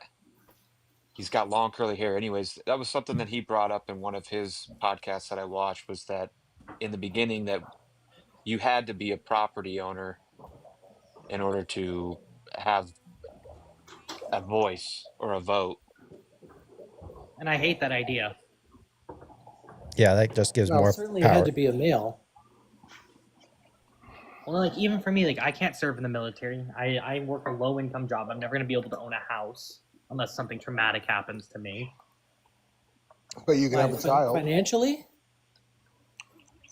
Like I'm saying, like let's say like a major car accident. Like that's the only way I'll ever be able to afford a house in my lifetime. But you could have a child. I've been I will just say this: I have been infertile since birth. Ah, okay. So you have no stake in the future of the nation. According to yours, yeah. According to you, yes. When you were talking about that, Fred, is that something that you agree with, or you were just bringing that up? I thought it was an interesting concept, and it was something that I wanted to explore a little further just because it makes a lot of sense from my perspective. If you're voting for the future regulation and prioritization of American resources, and you have children to think about in those decisions, or you have, land interests, or you have a military tie, it basically means that you're always going to vote for the best interest of domestic sovereignty. Can understand the argument for that. Yeah, I don't love going down the ideas of, a new architecture for our democracy. I don't think it serves us. I mean, these are good conversations, just like idealistic or theoretical conversations that are interesting. But as my motives or my desires, it's not really super appealing. Like, I think it's a great academic type conversation, but not a. How many hundred years have we held this system and refined it? 250. Almost. Well, the idea is that somewhere along the line we've made some mistakes that have undermined our domestic interest in a way that's enslaving our children. Yeah, but that's not mistakes by the form of government. That's been the implementation of the government by the people. And it's the people that haven't held them accountable to do those right things. I think it's been more of the modifications of the form of government that we've been given. Name one modification that would have done that. Voting rights? Having women voting or people of color voting? I don't think it's just people of color. I think it's a variety of things. But I think that when you get to, kind of the various amendments of the Constitution, you see kind of a gradual dilution after the 11th. The 11th of what? The 11th Amendment. Okay, the whole point of the Constitution was to evolve, though. So, if you're going to do pigment of skin color, which is ridiculous on basing someone or religion, that's not what the document was set up to do. Yeah, I agree. I don't think skin pigment should have anything to do with anything. I think people define themselves personally. People also see you go down such a ridiculous slippery slope when you trying to prevent certain individuals, whether it's based on race, whether it's based on education, whether it's based on sex. It's absurd because these things are also, like education, impacted by government, and the zip code that you're born in has an impact on whether you could be successful in life or what the likelihood of you being successful in life is. So all those, that's not how the founding fathers envisioned it, even though it was not set up to give everyone equal voting rights from day one. It did There weren't evolve. even zip codes back then. Right, there weren't even zip codes back then. Harry, what's up? How you doing? So do you think that we've done everything right along the way? Oh, absolutely not. I'm not going to be an American apologist and say we haven't. Absolutely not. Well, we can agree on that. Yeah, I mean, Iran, 1968, overthrowing a democracy in the Middle East. Like, how absurd was that for oil? Because we didn't like that they wanted to nationalize our oil. I mean, it's endless. That doesn't mean, it just meant our government, again, which it has done in Central America with the banana wars, right? With the Chiquita bananas and the Union Fruit Company. And the rubber trade. And the rubber trade. Like, that doesn't mean, so I'm never saying that we've been perfect, but not even close. Seems to always be a commercial interest. Right, but that's also part of the problem ever since the founding, and which is even more, is the commercial interests have continuously throughout history been more influential than the personal interests of our society. The CIA getting involved in the Union Fruit Company down in South America, like, that was complete bullshit, right? There was complete propaganda. And that was a flaw, right? That's a flaw. And that's always been a flaw because we've always allowed too much corruption and too much influence by, whether you call it a ruling class or corporations or money, whatever it is. I mean, for God's sakes, what was it? Yeah, the banana company that was paying for hit squads in South America. Right. Yeah. So Up until what, 2020 or not up until like what 2008, I think it was. Squads from a banana company? Gee. Yes.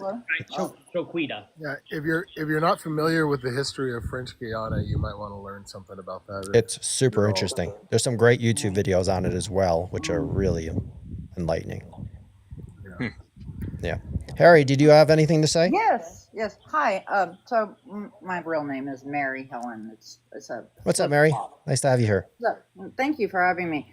I'll be brief. I was just looking at your question, and yes, I would like to become involved more in politics and stuff. I have a degree in political science and a master's in public administration. I've spent 35 years in this kind of work, either working for a local municipality or a nonprofit or some quasi form. So I do have a passion for it. It's my interest. So yes, I would like to. I look at our situation right now, and I really would like to see more lives that are dedicated to finding, for those people who want to get involved, like what's holding them back? What are the barriers for local participation in that? Can I point you to someone that talks about this, Mary? Sure. Her name is Tiffany Cianci. Okay, I'll write it down in just a second.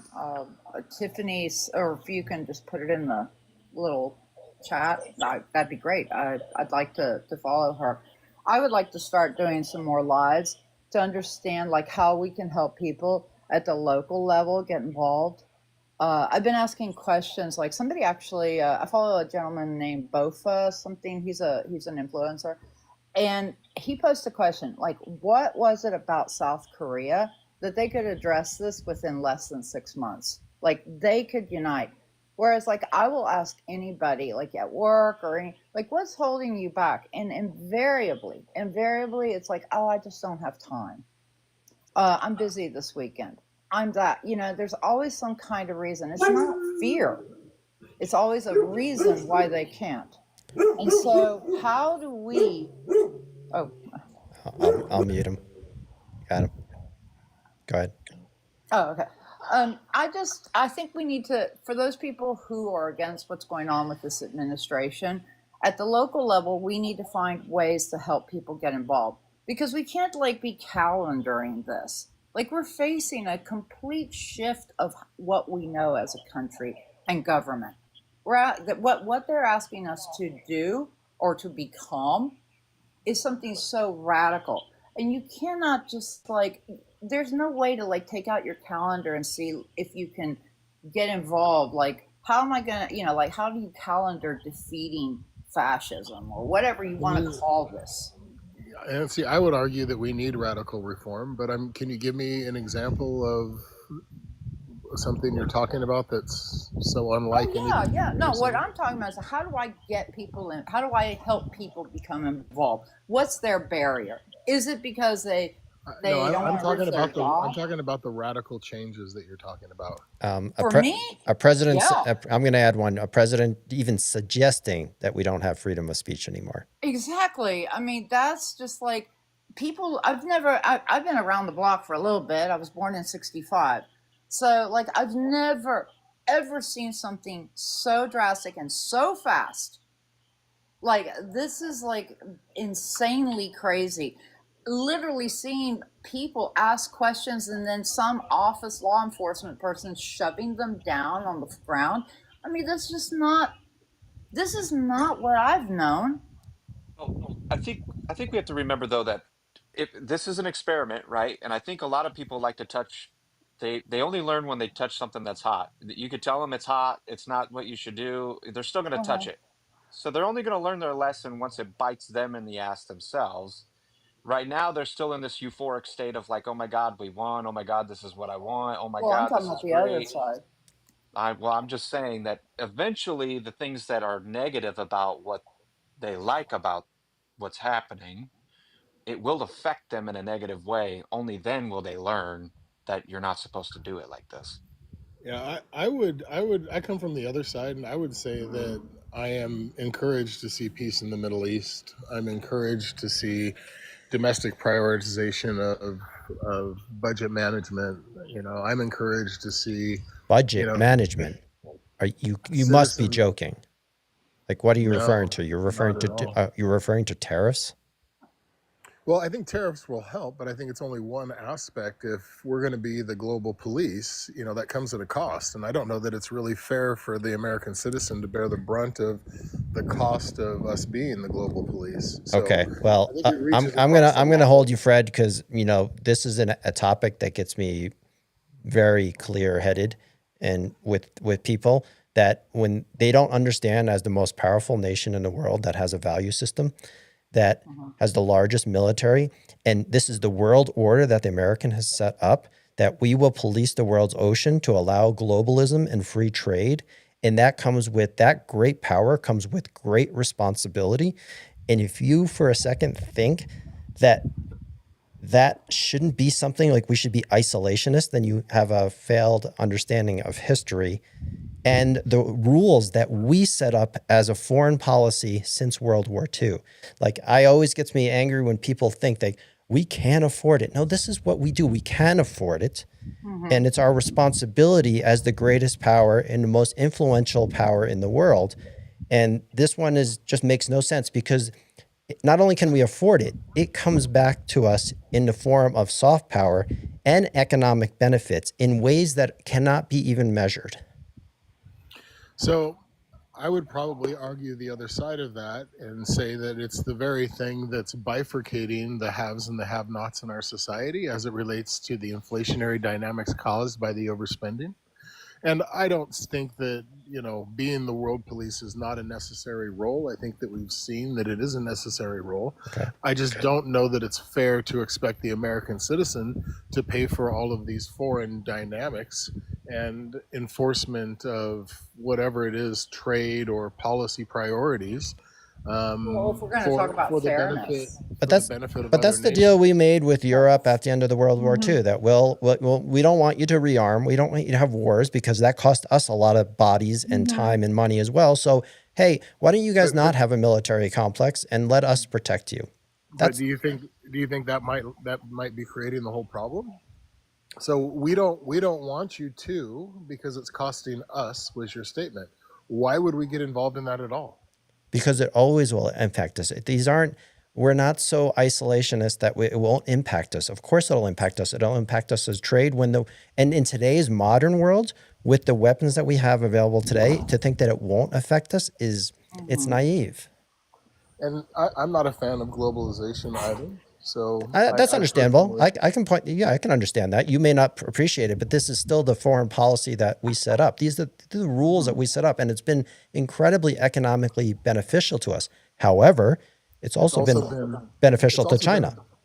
It's also been highly dilutive to our economic. Absolutely. There been mistakes. We shouldn't have done. Right. Absolutely. There's been problems with it. I'm not saying it's universally good. I'm just saying it's the And rules. American citizens pay the price for it. How do American citizens pay the price for it? $38 trillion in national debt. Three- $1.9 trillion in deficit spending. Okay. Time So out. if we're going to talk about funding of money and wasteful spending and stuff like that, let's just start looking straight right now what's going on right now. Like I could think of tons of things that the money could be used for, and we are wasting tons of money. I mean, just trillions and whatever number you want to give it on wasteful spending. Well, there's two things. There's always fraud and waste, no doubt. But I'm going to shelve that just for a second. There's like $600 billion in fraud happening just from foreign governments, foreign entities stealing, like China, particularly with insurance fraud. It's a 60 Minutes piece that was done about 6 months ago. Anyway, but there's a $5 trillion economy and Fred would make the argument that we're spending too much. So let's say we're spending $8 trillion a year, and we're only bringing in $5 trillion a year, or $7 trillion. We're spending 7, we're bringing in 5. Right. Exactly. And that's led to $39 trillion. And I can absolutely respect that. That's a fiscally conservative issue that we should address. We are a debt, as a world global reserve currency, we are a debt style economy. So there's nothing wrong with debt. It's the amount of debt that we're accumulating so fast. But if you start talking about spending, Can I ask hold a on. question? Yeah, just let me finish one more piece. If you're going to talk about spending, you also have to connect the dots to corporations and billionaires who no longer pay the same amount of taxes, or nowhere near, that's costing us $3 trillion in revenue a year, which no one talks about. We could be generating $7 to $8 trillion a year in revenue if corporations and billionaires paid their fair share of taxes. And we could pay down the national debt if we wanted to in as little as 13 years. So you have to connect those two things. I might add. Do you understand how that translates into the inflation dynamic that's creating the bifurcation in our society? Well, yes and no, but that's not necessarily true, because everyone says that it'll raise prices and raise inflation. No, that also increases competition, which allows smaller people to come in. There's a normal balance and checks and balances through a strong economy that happens with such things.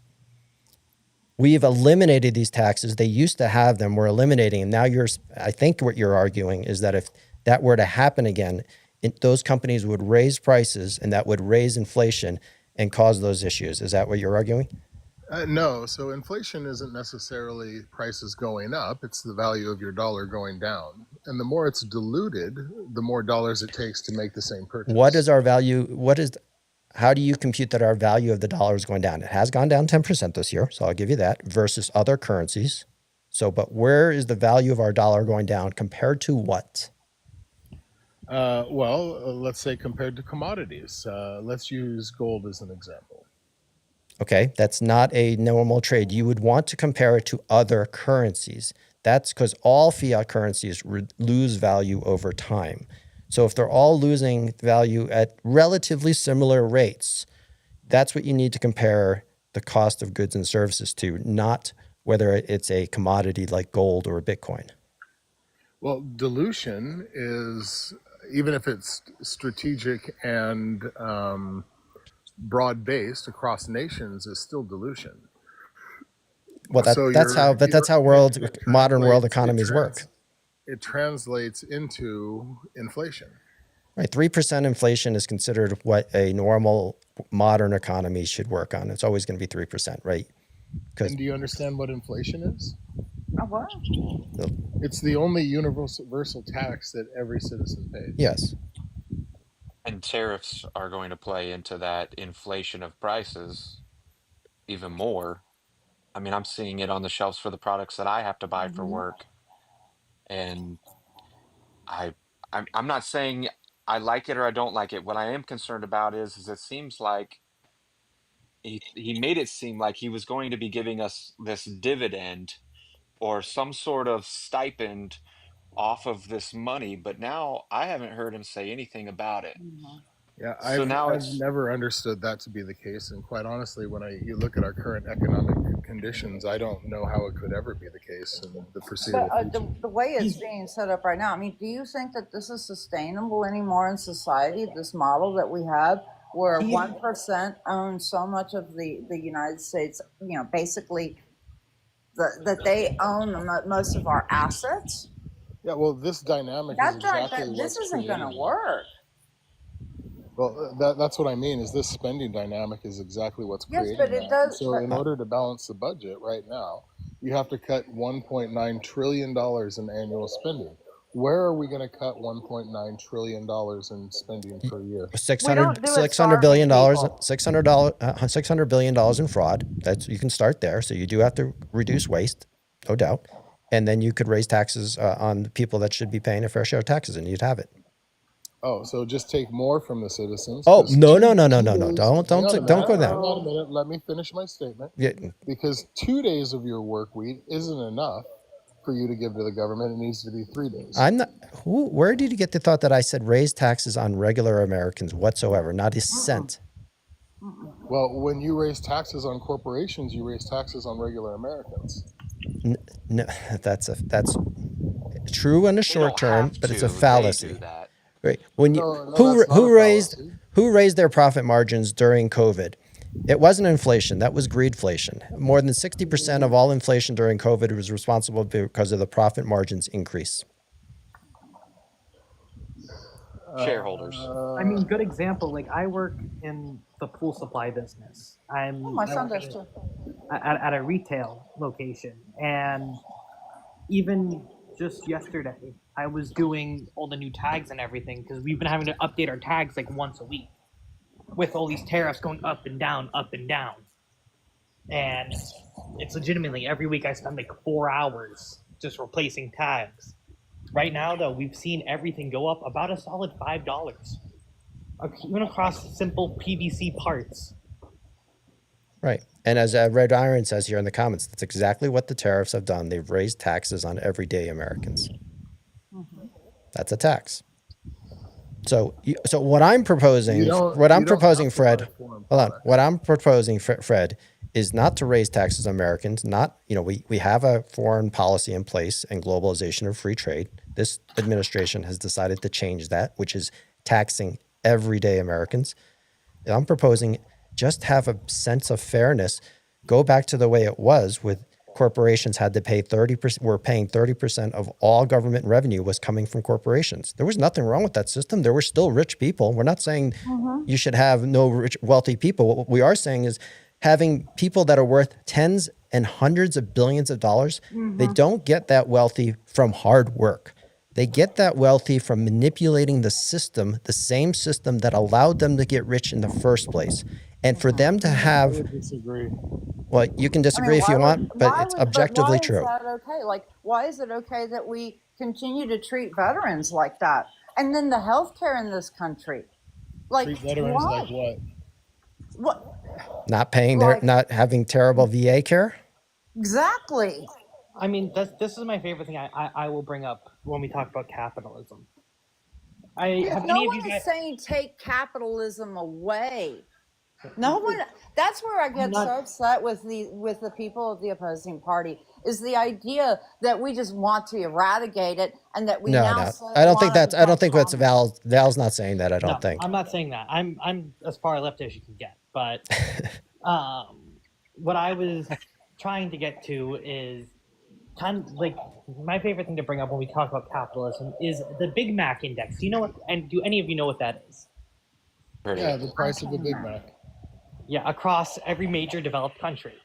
And you know what my favorite little statistic is to pull out about it right now? A Big Mac in the United States costs about $8, which is about an hour's worth of work.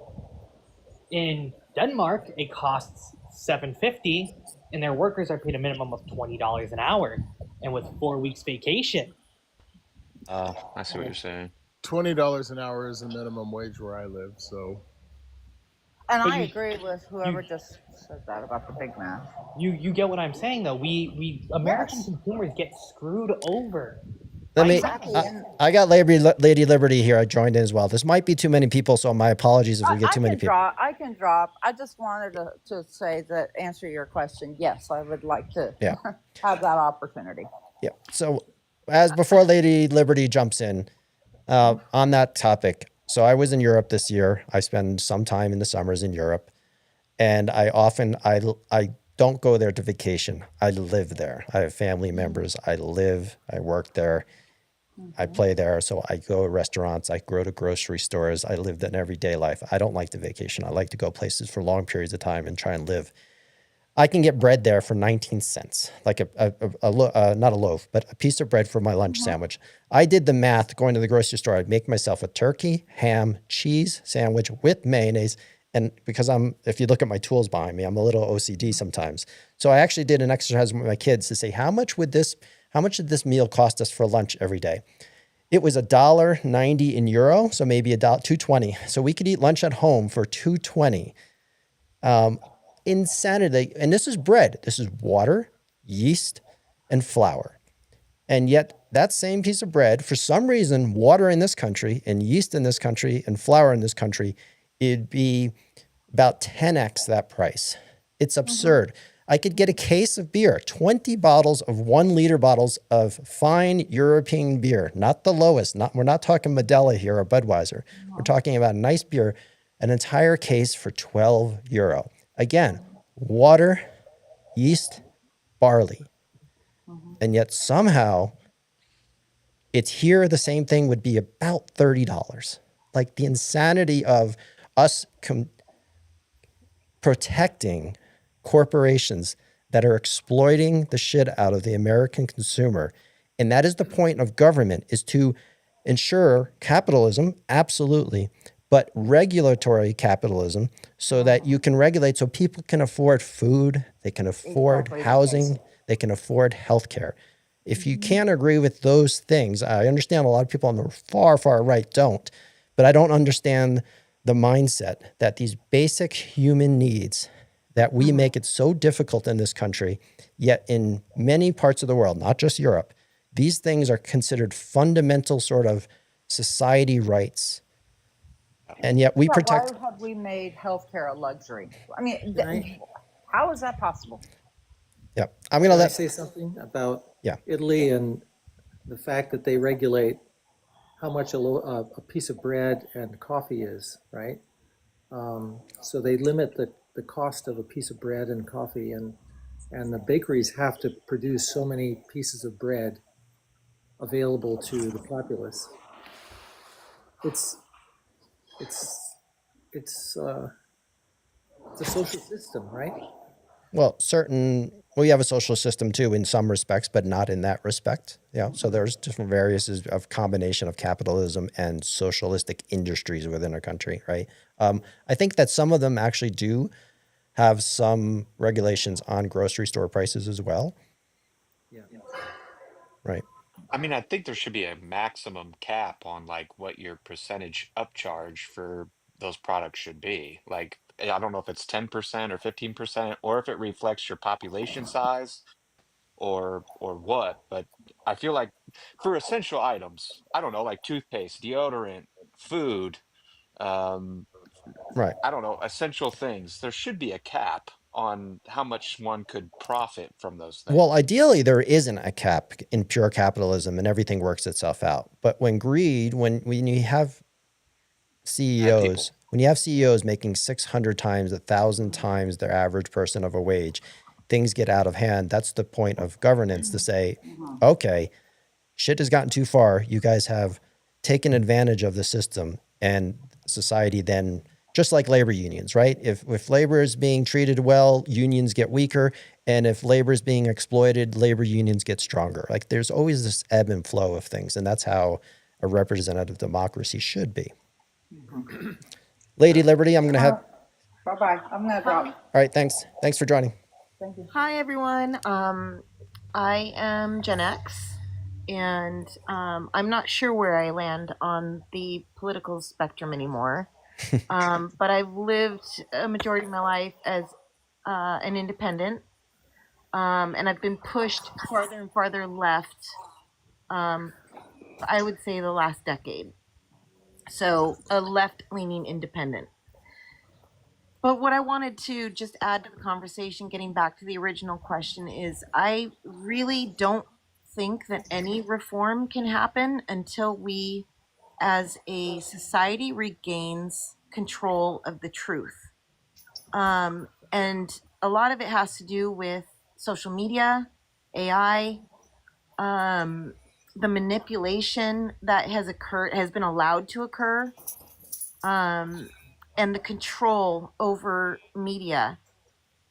We are literally on the precipice of not having reality anymore, and I don't think people understand that. You know, you could say those two things, well, two of the things you mentioned, the fairness doctrine being removed from media in the past in 1987, I'm not sure of the year, that would regulated news media. And of course, all the deregulation or removing the restrictions off of campaign finance reform, that's allowed a lot of what you said to happen. That has, Not everything. but we also have a big problem with greed and corruption, which we just talked about a little bit. But really, unless we're able to regain control over the truth and facts, we are not going to get very far.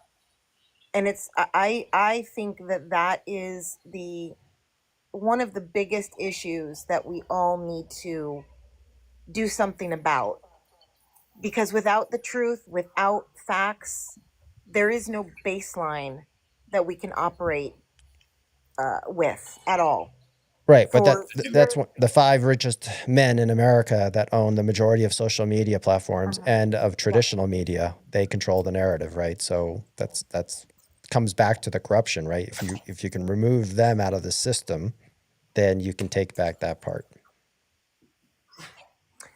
maybe, but we're dealing with what's left in the wake too. And I'm being delicate about what I'm saying, but there has been a lot of manipulation, a lot of mind bending, and a lot of brainwashing, for lack of a better way of saying it, that we're now having to contend with. And that, if that's not addressed, it's just going to continue to grow. The divide is going to continue to grow, and we are not going to be able to impact any kind of reform that will get us back to some semblance of a true, free, and fair democracy. Right. That's my feeling. I feel very strongly about it, and unfortunately, we've seen this coming. We knew it was a megaphone for one side, and we did nothing about it. And if you don't think this is an issue, then you really need to try and understand what is being done about AI right now, and not having any kind of reform or guidance or guardrails about it. It is a serious problem, and it's worldwide, and which what is I'm why hearing, you're seeing authoritarianism rearing its ugly head not just here, but in multiple countries around the world. And some countries have been able to kick it quickly, others are still dealing with it. But as a world, we're all having to fight it. Yep. Fred? Yeah, and what I'm hearing you say is you're not liking Trump removing the censorship from the platforms. Say that again. I didn't hear you. And what I'm hearing you say is that you're not liking Trump removing censorship from platforms. No, Because that's not what I'm saying. all of the social media platforms have been censored for the last 4 years, and a huge portion of the population hasn't been able to speak on issues. But that's not what I'm saying. So now, but Fred, you know what happened since then. Now all the social media platforms, not all, but the majority of them are owned by people who are supporters of the right and supporting Trump. So now you are... No, that's not correct. What you're seeing is the right is being allowed to speak again since he's taken office, and all of the censorship is stopped. What were they censored on? And you're hearing messages that you haven't heard in years. No, you're hearing hate speech. See, no, hate speech has never been free speech, hasn't been free speech for a long time, right? So hate speech has been allowed, and you're not talking about just allowed to speak. You're talking about amplification. So the algorithms are not just allowing the right to speech, they're amplifying it. That's the same thing. I'm not talking about that at all. Oh, you just want to talking about how Alex Jones and all of them were taken down because they were purposely spreading misinformation. And the Biden administration put their hand on the back of companies and said, "Hey, we need you to crack down on misinformation." Well, it wasn't just Alex Jones. It was. Well, that's why I said people like Alex Jones. Okay, well, you're going to let me answer, or? He's clarifying. I'm just go clarifying. easy.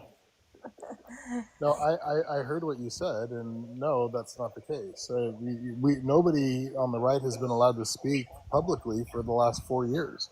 That's fucking. That's damn it! categorically inaccurate. Yes, No, it's not. it's absurd. Yes, it is. And just because you don't insane. like what somebody says doesn't make it hate speech. Just because you hate it doesn't mean it's hate speech. Oh, take the Alex Jones, and Peter, you're going to jump in a second here. Take the Alex Jones case. No other country, well, not UK would have allowed it. Many other countries in Europe would never restrict someone constantly repeating a complete and utter falsehood and misinformation. So that is classified as hate speech, just like Trump saying for 8 years something that was categorically false, claiming that Obama wasn't an American and he knew it was false, and allowing that to propagate. So where do we sit as a society where we accept that you can say whatever you want for as long as you want, even though you know it's true and it's actually a national security threat? Yeah, that was actually Hillary Clinton that revealed that. Oh man. Oh boy, yeah. Well, if you Fred, go back and Fred, look you're at the telling on original yourself. statements- You're really outing yourself right If you now. go back and look at the original statements, you'll know Fred, exactly what Fred, I'm just talking about. I'm gonna stop it now because you just have some decency. Just have some decency. Have some human decency about. Look at how unhinged you've come just from the conversation. I'm unhinged. Are Because you looking at me? can't- No, you because I don't can't like actually people have the advocating for conversation. hate speech and can't even defend. I'm unhinged.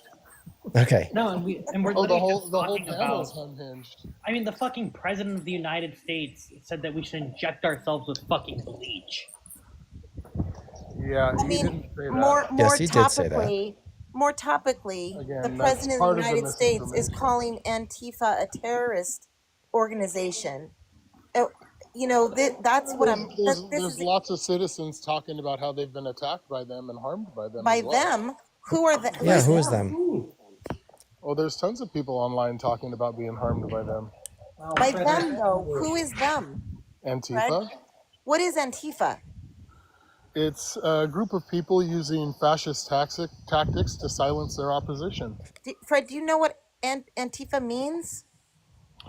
I know what they say they mean. No, I know what no. they Answer do. the question, please, Fred. What does is it- Antifa What mean? does it mean? Antifa is using fascist tactics. Sorry, to what does silence their Antifa mean, opposition. Fred? It doesn't Fred, sound what like does Fred Antifa knows. mean? It doesn't mean anything. It's a misnomer. No, it means anti-fascist. No, it actually doesn't. Yes. It means we're going to use Oh, fascist Lord. tactics to silence our opposition, Oh my and goodness. then we're going to attack anybody who opposes us. Fred, that We're is going not to what we're it going to means. burn buildings. That is we're not going what to it attack means. businesses. Oh, stop. We're going to dox people that disagree with All right. us. That's exactly what it means. There's a whole cemetery filled with Antifa soldiers, American soldiers, who would disagree with you. Oh, Antifa soldiers? Yes, Antifa soldiers, anti-fascist soldiers. Fred, That's what I Antifa Arlington means. Come on, man. Cemetery. Come on. hold on, Fred. Arlington Fred, just Cemetery is full of let me jump in Americans. because I'm gonna kick you now. Like I enjoy having opposite opinions. I don't mind. you I don't. can be yes, I do. What I don't No, you tolerate is people who want or just indecent human beings that just want to play the other side, just to play the other side, who can never give an inch, who can never say sorry, who can never just have some human decency when it comes to any of these issues. You defend. Because ideas are scary, right? Oh, It's because the goalposts conversation continue to is- be moved. TK. You know? Yeah. TK, can I have the big screen for a second? Because I found the video about him saying inject bleach. Okay, let's see that. And what she said was right. How do you do the big screen? How do I do that? Click on me and it should be like enlarged to big screen. If not, I can just play the audio. There you go. Right, and then I see the disinfectant that knocks it out in a minute, 1 minute.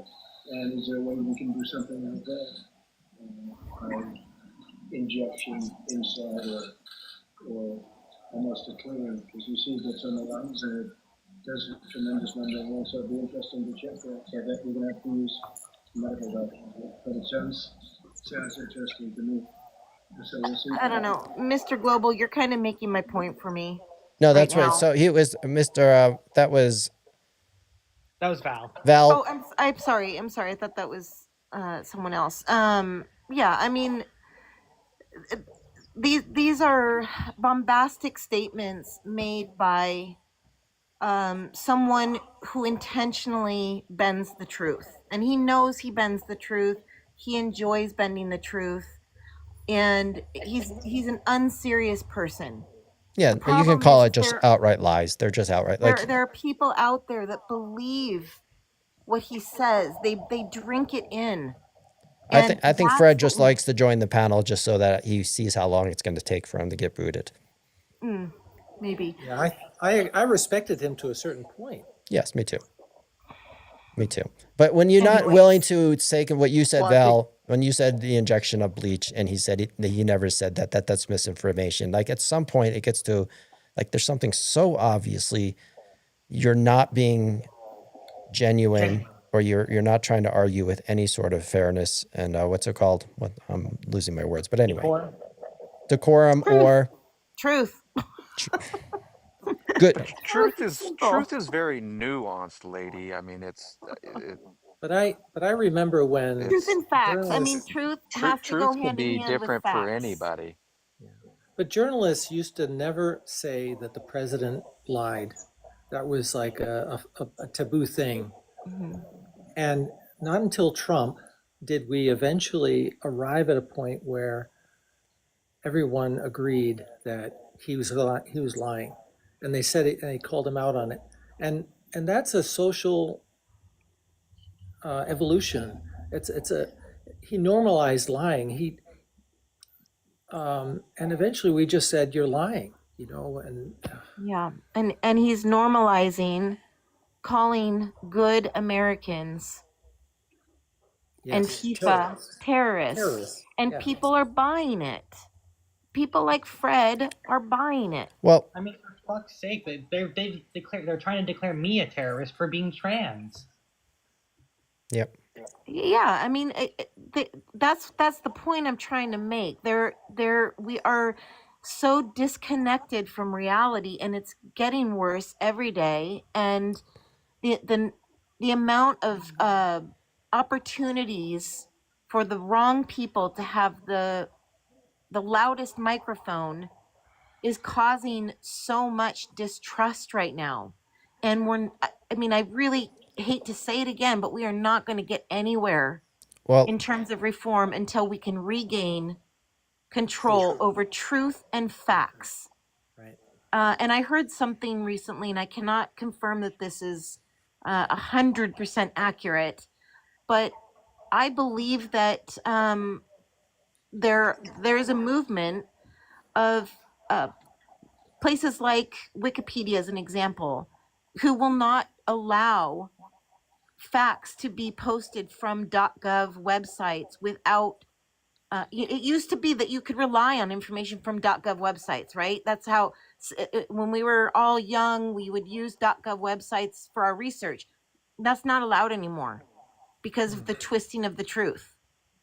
I mean, how sick is that we can't rely on our information from our government anymore? Well, remember Isn't this. that alarming? This is, of course, and it's a feature, right? There are forces at play. People that own media, because division creates clicks and it creates conversation, and division is a distraction. And that's why I had this prompt up here today. So I know where all of you stand. And of course I knew where, is it Rick? Who did I just bump? Fred. I know where he stands. The problem is, this division, what Fred's trying to do is trying to even sow more division, right? Get us even more angry, which, is just trolling. But it's still no solution, because even if We have to have a baseline. not only a baseline, you actually have to have, I believe there are a lot more people like Fred that aren't nearly as far lost and right wing. There are many more people that are reasonable, sensible Americans that are on the right, like the old conservative groups, right? They just happen to be voting for their proposed team today. And just They're like easily swayed. And just like you all are doing with as liberals, or if you're left wing, is you just vote blue. Like, this is a road to nowhere for all of us. It will never end up in a good place because we're not united, and we're supposed to be the United States. We can have disagreements, but both parties maintain control over their fiefdoms by keeping us divided. And this is more happening because of media, social media, traditional media, etc. So that's why I have it up here, that I always try and promote that if you continue to just belittle the other side, and I'm not talking about, the people who can't be reasoned with. There are people on both sides that can't be reasoned with. They're so deep in their beliefs on certain issues that they're not willing to have conversations. So there has to be, I don't see it going anywhere unless enough people come together and say, we just want to replace everybody. We want to make sure money's out of politics. We want to have some fairness doctrine again in media. We want to make sure politicians can't be career politicians. And because even if the pendulum swings to what it sounds like the three of you would prefer, which is to the left, there's no long-term solution there. You might think certain things will get better, but the division will continue to metastasize over time until there's some sort of tipping point where there ends up being maybe Well, unreturnable violence.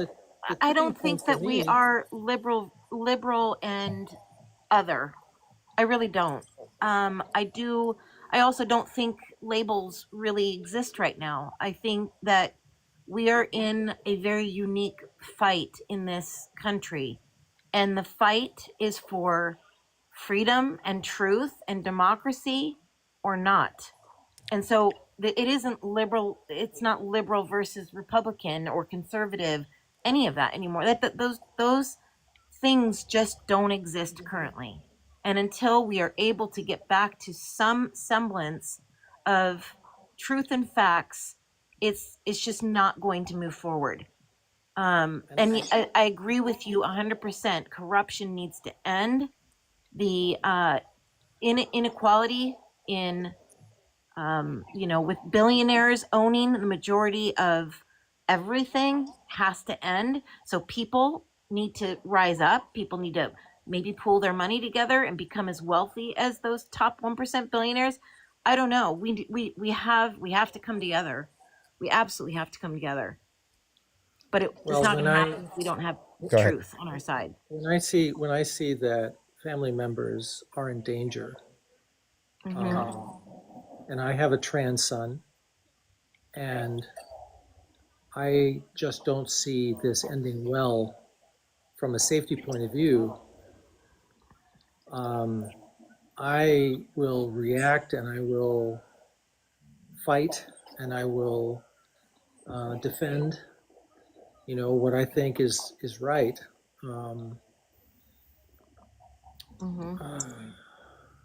Well, and that's I what don't know where sucks. this is going to go. Like today, I had to go sell plasma to make sure I can afford my appointment because the Trump administration is no longer allowing any money to go to Planned Parenthood. But because I have an ACA plan, that's federal money, so I'm not allowed to. I had to sell plasma today to make sure I could go to my appointment tomorrow. My appointment is $120 just to get Yeah. hormones. Yeah, it's really unfortunate. It's beyond unfortunate. And that's what I If my hate. son isn't allowed, if my son isn't allowed to have um, HRT treatments, he will go into menopause at 29.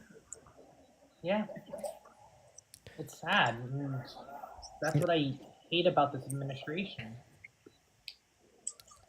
And I think we are all representing what perhaps liberalism has some become a little bit of, right? Because liberalism has always been about others. You know, having care and concern and making sure that the common good is taken care of. Not we're not really here for the greater good. We're here for the common good, the good of the people. And so that's what I was referring to earlier. As an independent, I have suddenly become more left because I care about humans. I care about everyone. And I don't know why the right has become so anti humanity just living their life. I just don't understand it. It's just Let me ask you manipulation, one right? thing, just out of historical fact.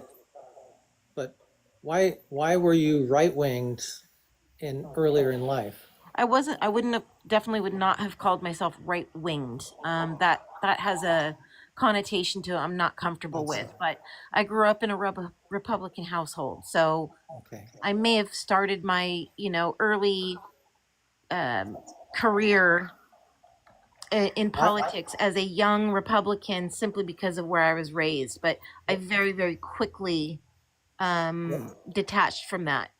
Well, I was a yuppie and promoted Reagan at the time in the 80s. Actually, we have a new guest. They're trying to add some fresh views into the panel. Deep Seasoner.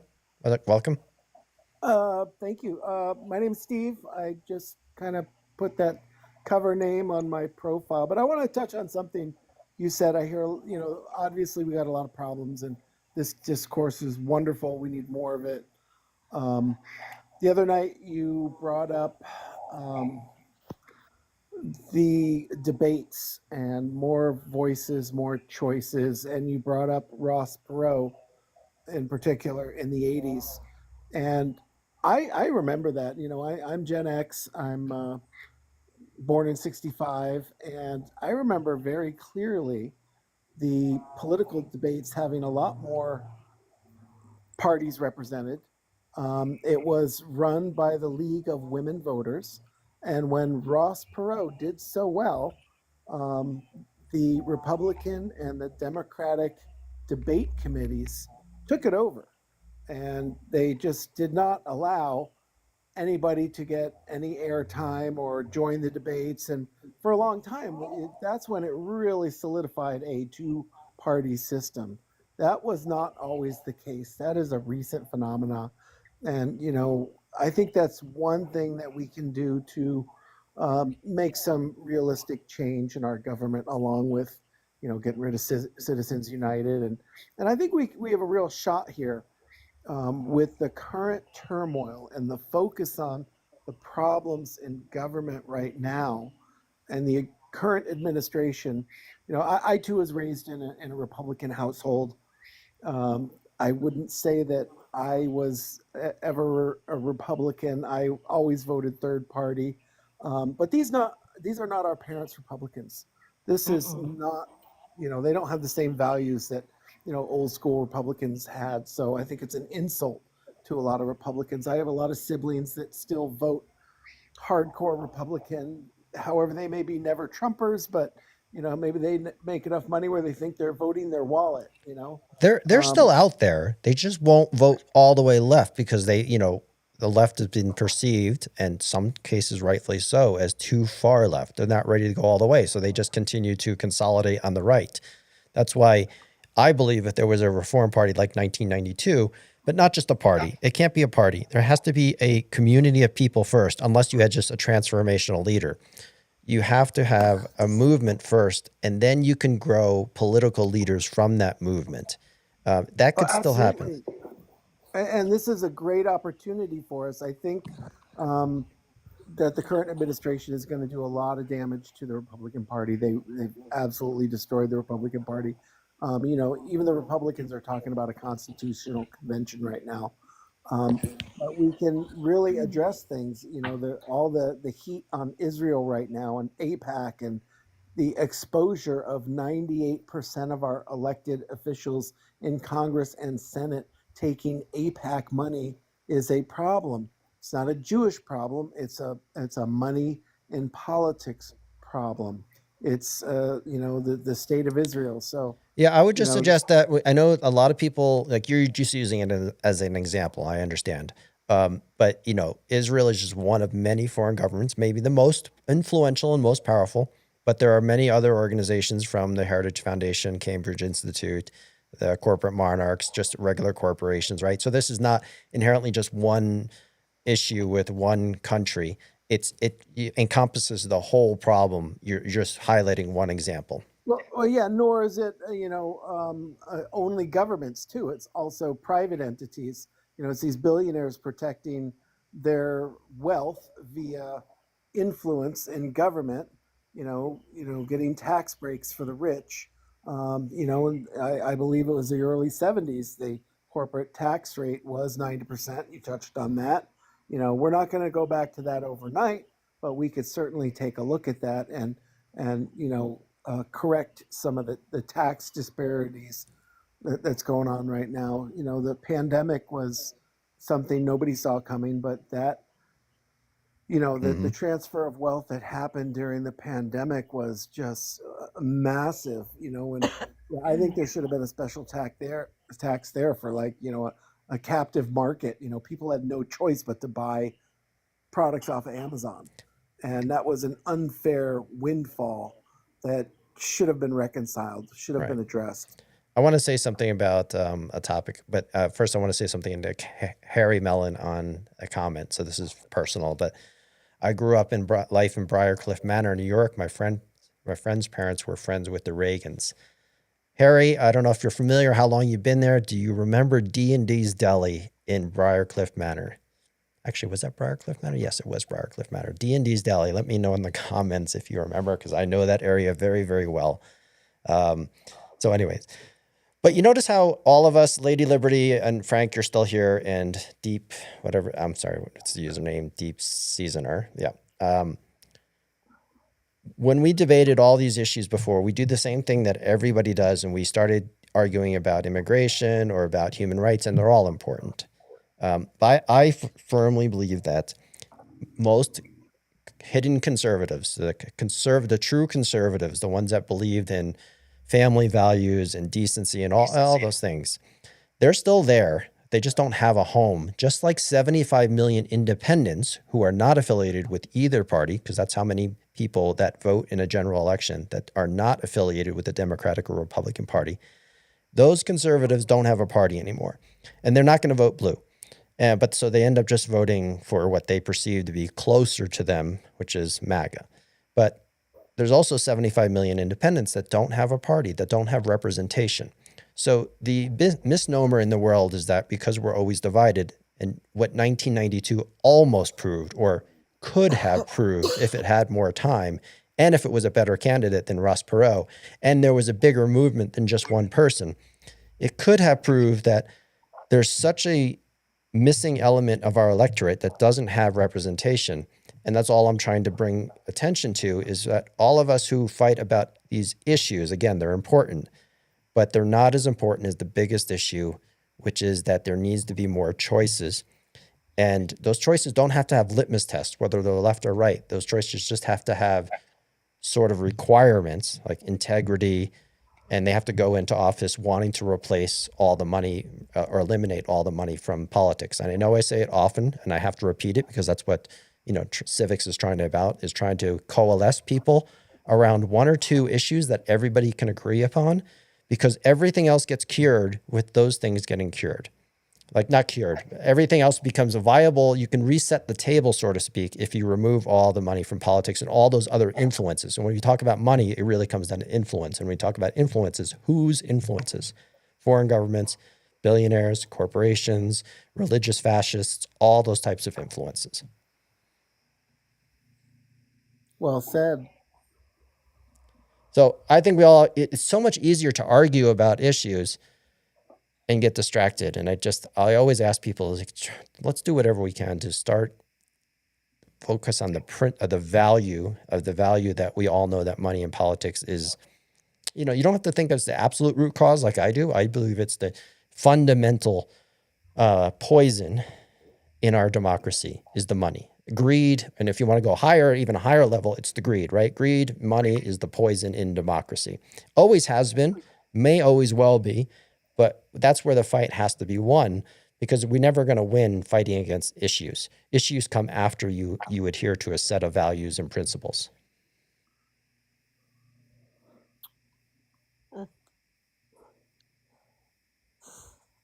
I believe they are addicted to the money. I don't think it's going to be an easy thing to change. I worked for a company called Telefund and worked on the OFA campaign, Obama for America. And every election, the fundraising has exponentially grown, and they're not going to give up the money very easily. But it's become really, really unsustainable. Yeah. And they will never give it up unless they're the people, because like the existing politicians who are basically, paid for by that money, they will never do anything either. So that's why I always say, I just don't see how it happens without replacing all existing politicians from both parties, which I know how that sounds. But when you actually do the math behind it and you look at the history, yes, it's difficult. It is not impossible.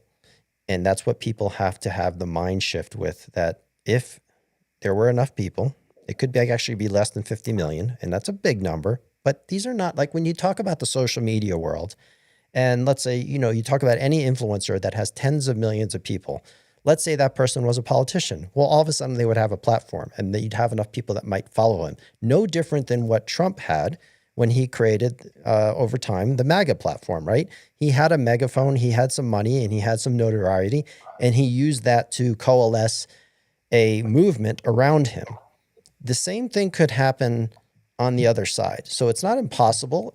It doesn't seem like it's happening yet, but it just has to be a mind shift that all of us start to think a little bit differently. And in the meantime, I would say, I'm never going to tell anyone how to vote. You vote the way you think you should vote. But I'm saying at some point, if there were enough people that wanted to just come together first, then we could recruit politicians and political leaders to take the place of these people. Again, I understand how big of a leap it sounds like. And it's not easy. It comes with some challenges, but there is a Green Party out there. 1992 had an opportunity for it to happen. It can happen. It's really just about, can you get the message out? Like, all the little details and nuances, which is hundreds of challenges and other things you have to deal with. But if you can get enough people to believe in something and think that it's possible, then it's possible. If they don't think like that, then it's never possible, right? It's very binary. Like, if you had 50 to 70 million people that said, I raise my hand, we're going to bring in new people, replace all Republicans and Democrats, it would happen. It's binary. If you don't have enough people, it will never happen. Like Deep Seasoner says, he voted for Ralph Nader, right? Ralph Nader in 2002, I think it was.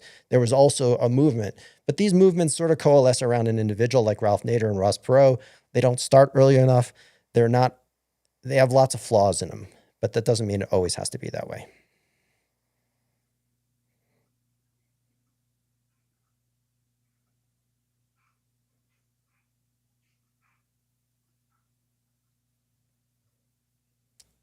Just reading through some comments, unless anyone wants to make a comment. I think the people are there. I don't know. Can you hear me? Yeah, I agree. The people are there. The takeaway I took from that experience, it was not just Obama for America. We worked on a lot of liberal progressive campaigns. And the takeaway for me personally, it was a side job for me. I was just making extra money. It was fun. Camaraderie. I met a lot of really great people there. But I was really touched by some of the people that I would talk to, people that wanted so badly to get, Obama in office. That 2008 and 2012 campaigns, people that could barely afford to give anything were they would make it happen. They couldn't afford it, but they were still given to make that man president. And so I think the people really care. Unfortunately, I think they're suppressed. I think the money in politics helps suppress the people's will, the vote, the media exposure. I noticed Bernie Sanders wouldn't get a mention in any of the top news networks. I call it the Bernie treatment. I've met Marianne Williamson a couple times, and I was a big supporter of hers. Unfortunately, she got to the point where she knew it wasn't going to happen, and so she encouraged everybody to vote for Bernie. That's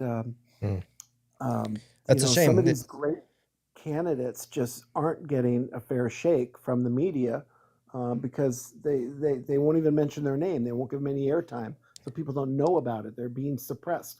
I call it the Bernie treatment. Yeah, I would also say that it's incredible how much the Democratic Party has shot them in the foot and how corrupted they are as well. Because if they really tried to have fairness in their system, Bernie would have had a lot more play, and the Democratic Party would have supported him versus supporting Hillary, or at least made it a level playing field. Even from their super delegates, they never made it a level playing field.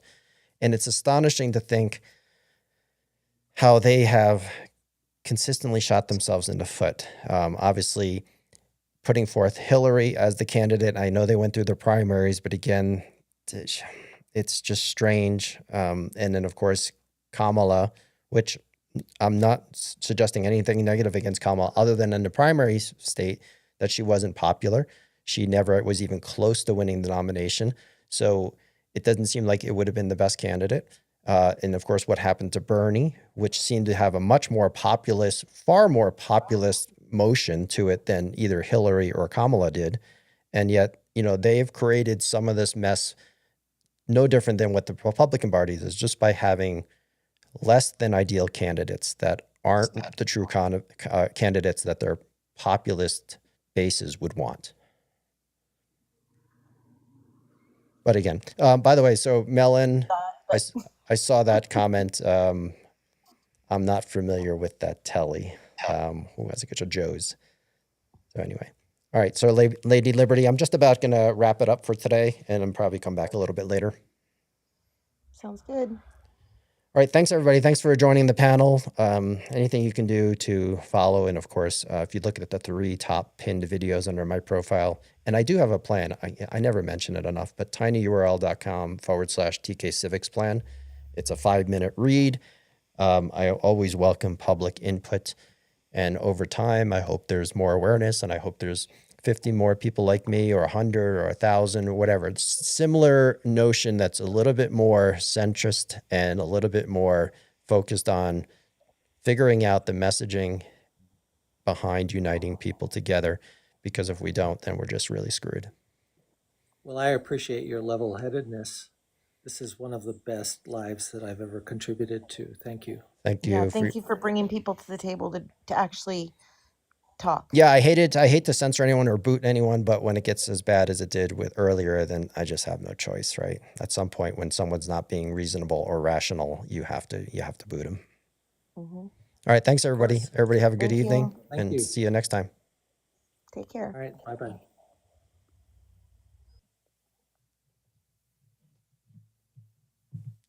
Closing of the newsroom, like But he usual. gets to hit you with it anytime he wants. It doesn't cost money. It costs votes. It costs airtime. And Thank you, everybody.